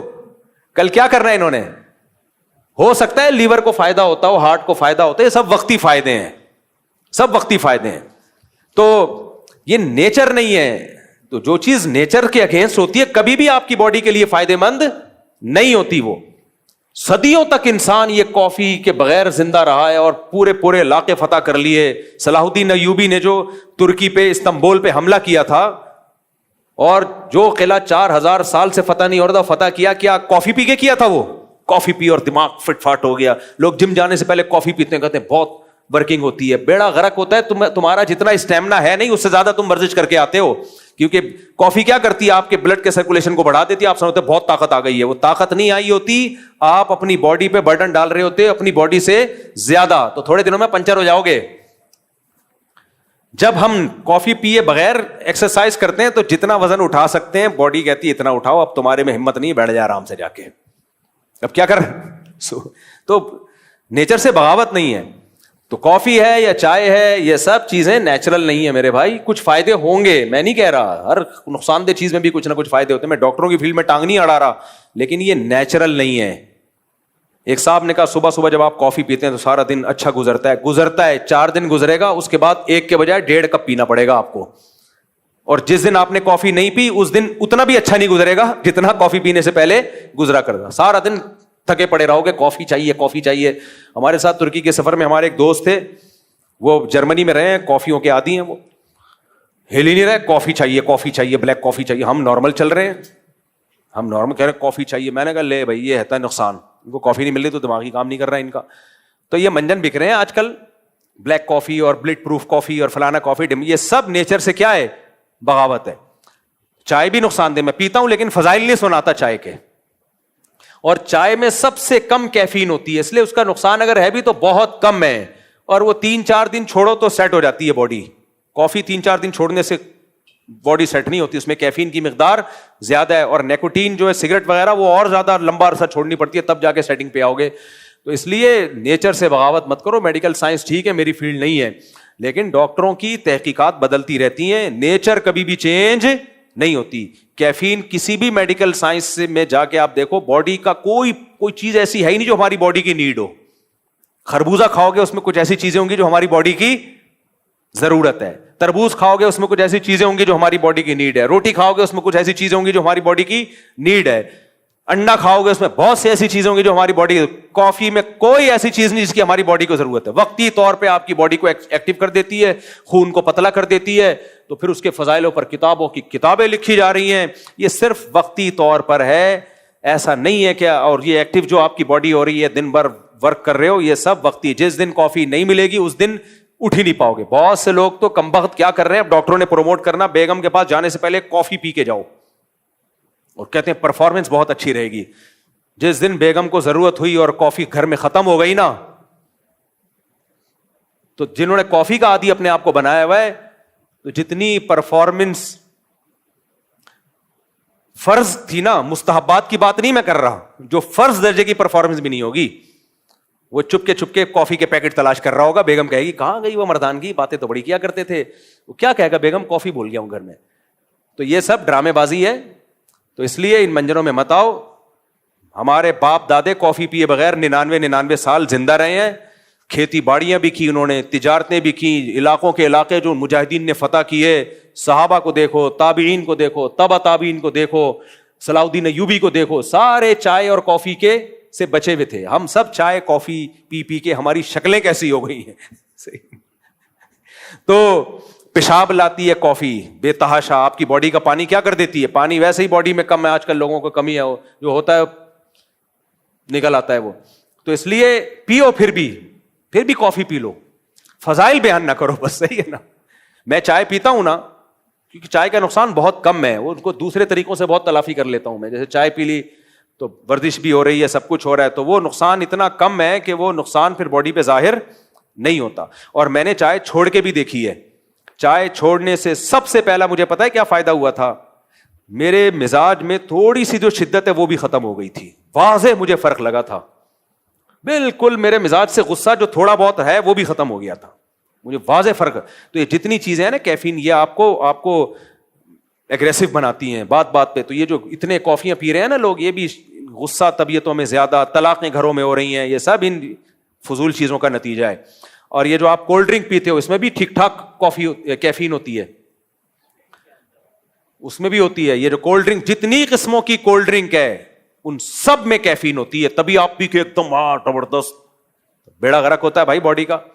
اور یہ جو آپ گرین کلر کی ایک کولڈ ڈرنک آتی ہے یہ ٹھیک ہے, کہ یہ ٹھیک نہیں ہے نا, پھر اس پہ بڑے مسائل کھڑے ہوتے ہیں. اس ڈاکٹر نے بتایا کہ بچوں کو تو کسی قیمت پہ نہ پلائیں, کیونکہ اس میں کیفین کی مقدار سب سے زیادہ ہے. بچے پاگل ہو جاتے ہیں پی کے, ایک دم دیکھا پھدکتا پھر رہا ہے, وہ نیچرل نہیں ہوتا, وہ پھر ایسا تھکار کے گرے گا. تو اس لیے میرے بھائی آپ کافی بھی پئیں, ہم بھی بہت زیادہ کبھی تھکے ہوئے ہوتے ہیں, پی لیتے ہیں, 2-4 گھونٹ چڑھا لیتے ہیں, توبہ استغفار کر کے کہ اللہ کام تو اچھا نہیں کر رہا لیکن اب کیا کریں, کام کرنا ہے, امتحان کی تیاری ہے, کوئی تدریس ہے, پرچے بنانے ہیں, پرچے چیک کرنے ہیں, سفر ہے, بہت سارا بیان ہے, مجبوری میں اللہ 2-3 چھٹے لگانے دے ہمیں, ٹھیک ہے نا, توبہ استغفار. فضائل نہیں, اصل علاج ہے کہ سو جاؤ بھائی. اصل علاج کیا ہے؟ آرام کرو. تو پیو, آپ دودھ پتی بھی پیو, ہم بھی پیتے ہیں کڑک دودھ پتی, لیکن فضائل خدا کے لیے. مجھے غصہ جب آتا ہے جب ڈاکٹر ان چیزوں کو پروموٹ کرتے ہیں, تو اس سے آپ کی صحت کو فائدہ نہیں ہوگا, کافی بنانے والی کمپنیوں کی چاندنی ہوگی. اور ان چیزوں کی تحقیق میں آپ جب بہت زیادہ ڈیپ میں جائیں گے نا, بہت زیادہ ڈیپ میں, تو پتہ چلے گا کسی بڑے اسپیشلسٹ کو کسی کافی بنانے والی کمپنی نے پیسے دیے ہوئے تھے. BBC پہ ایک پوری رپورٹ شائع ہوئی تھی کہ ایک سائنٹسٹ ہے, ڈاکٹر ہے, امریکہ میں, یورپ میں, وہ چائے کے بڑے فضائل بیان کرتا ہے. جب پتہ چلا اس کی ڈیپ میں گئے نا, تو پتہ چلا کہ اس پہ کیس چل رہا ہے کہ اس نے چائے بنانے والی کمپنیوں سے پیسے کھائے ہوئے لے کے, لہذا اب چائے کے فضائل بیان کر رہا ہے. تو چائے کا نقصان پھر بھی سب سے کم ہے. اس کی بڑی دلیل یہ کہ 3-4 دن میں چھوڑو گے تو چھوٹ جائے گی, لیکن کافی میں ٹائم لگتا ہے. تو پیئیں, آپ 100 دفعہ پیئیں, آپ اپنے خرچے پہ پی رہے ہو, ہمارے خرچے پہ تھوڑی پی رہے ہو, لیکن فضائل نہ سناؤ. جیسے بہت سے لوگ سگریٹ بھی پیتے ہیں نا, پیئیں بھائی, فضائل نہ سناؤ بھائی. چلو میرے بھائی, آپ کیا پوچھ رہے ہو؟ آپ علیہ الصلوۃ والسلام خاتم الانبیاء ہیں, آپ کے خاتم الانبیاء ہونے پر عقلی دلیل پیش کریں, نقلی نہیں, تو اس کو کیا جواب دیں گے؟ آپ کے خاتم الانبیاء نہ ہونے پر نہیں, آپ خاتم الانبیاء ہیں, آخری نبی ہیں, اس پر اگر کوئی شخص عقلی دلیل مانگے کہ بھائی جیسے وہ امام صاحب کا مذہب ہے کہ اللہ تعالیٰ کو ماننے کے لیے پہاڑ, زمین, آسمان کو دیکھ کر انسان سمجھتا ہے, تو اس طرح دلیل مانگے تو کیا جواب دیں گے اس کو؟ تو اس پہ بھی دلیل دی جا سکتی ہے. عقلی دلیل یہ ہے آپ کے خاتم النبیین ہونے پر کہ نیا نبی کیوں آتا ہے جب پرانے نبی کی تعلیمات مسخ ہو جاتی ہیں. پرانے نبی کی تعلیمات, اور نیا نبی جب آئے گا جب پرانا نبی کسی قوم کے لیے ہو. تو نبی صلی اللہ علیہ وسلم جو شریعت لے کے آئے ہیں 1400 سال سے, وہ کتاب بھی محفوظ, حدیثیں بھی محفوظ, پوری سندوں کے ساتھ, راویوں کے ساتھ. اب نیا نبی کے کیا, کیوں, کس سلسلے میں حاضر ہوا ہے بھائی تو؟ صحیح ہے نا, کیوں آ رہا ہے تو؟ اور جو آیا ہے اس کی حالت تو دیکھو. مرزا غلام احمد قادیانی کہتے ہیں یہ نبی صلی اللہ علیہ وسلم کی مدد کے لیے آیا ہے. جو مدد کے لیے آیا وہ برطانیہ سے مدد لے رہا ہے, یعنی جن سے اسلام کو خطرہ تھا انہی کی بغل میں جا کے بیٹھا ہوا ہے. خلافتیں بھی ان کی اب تک برطانیہ میں, آج برٹش ہاتھ کھینچ لے تو دھڑام سے قادیانیت ختم. تو یہ تو مشاہدہ بھی تو عقلی دلیل ہوتا ہے. چلو بھائی.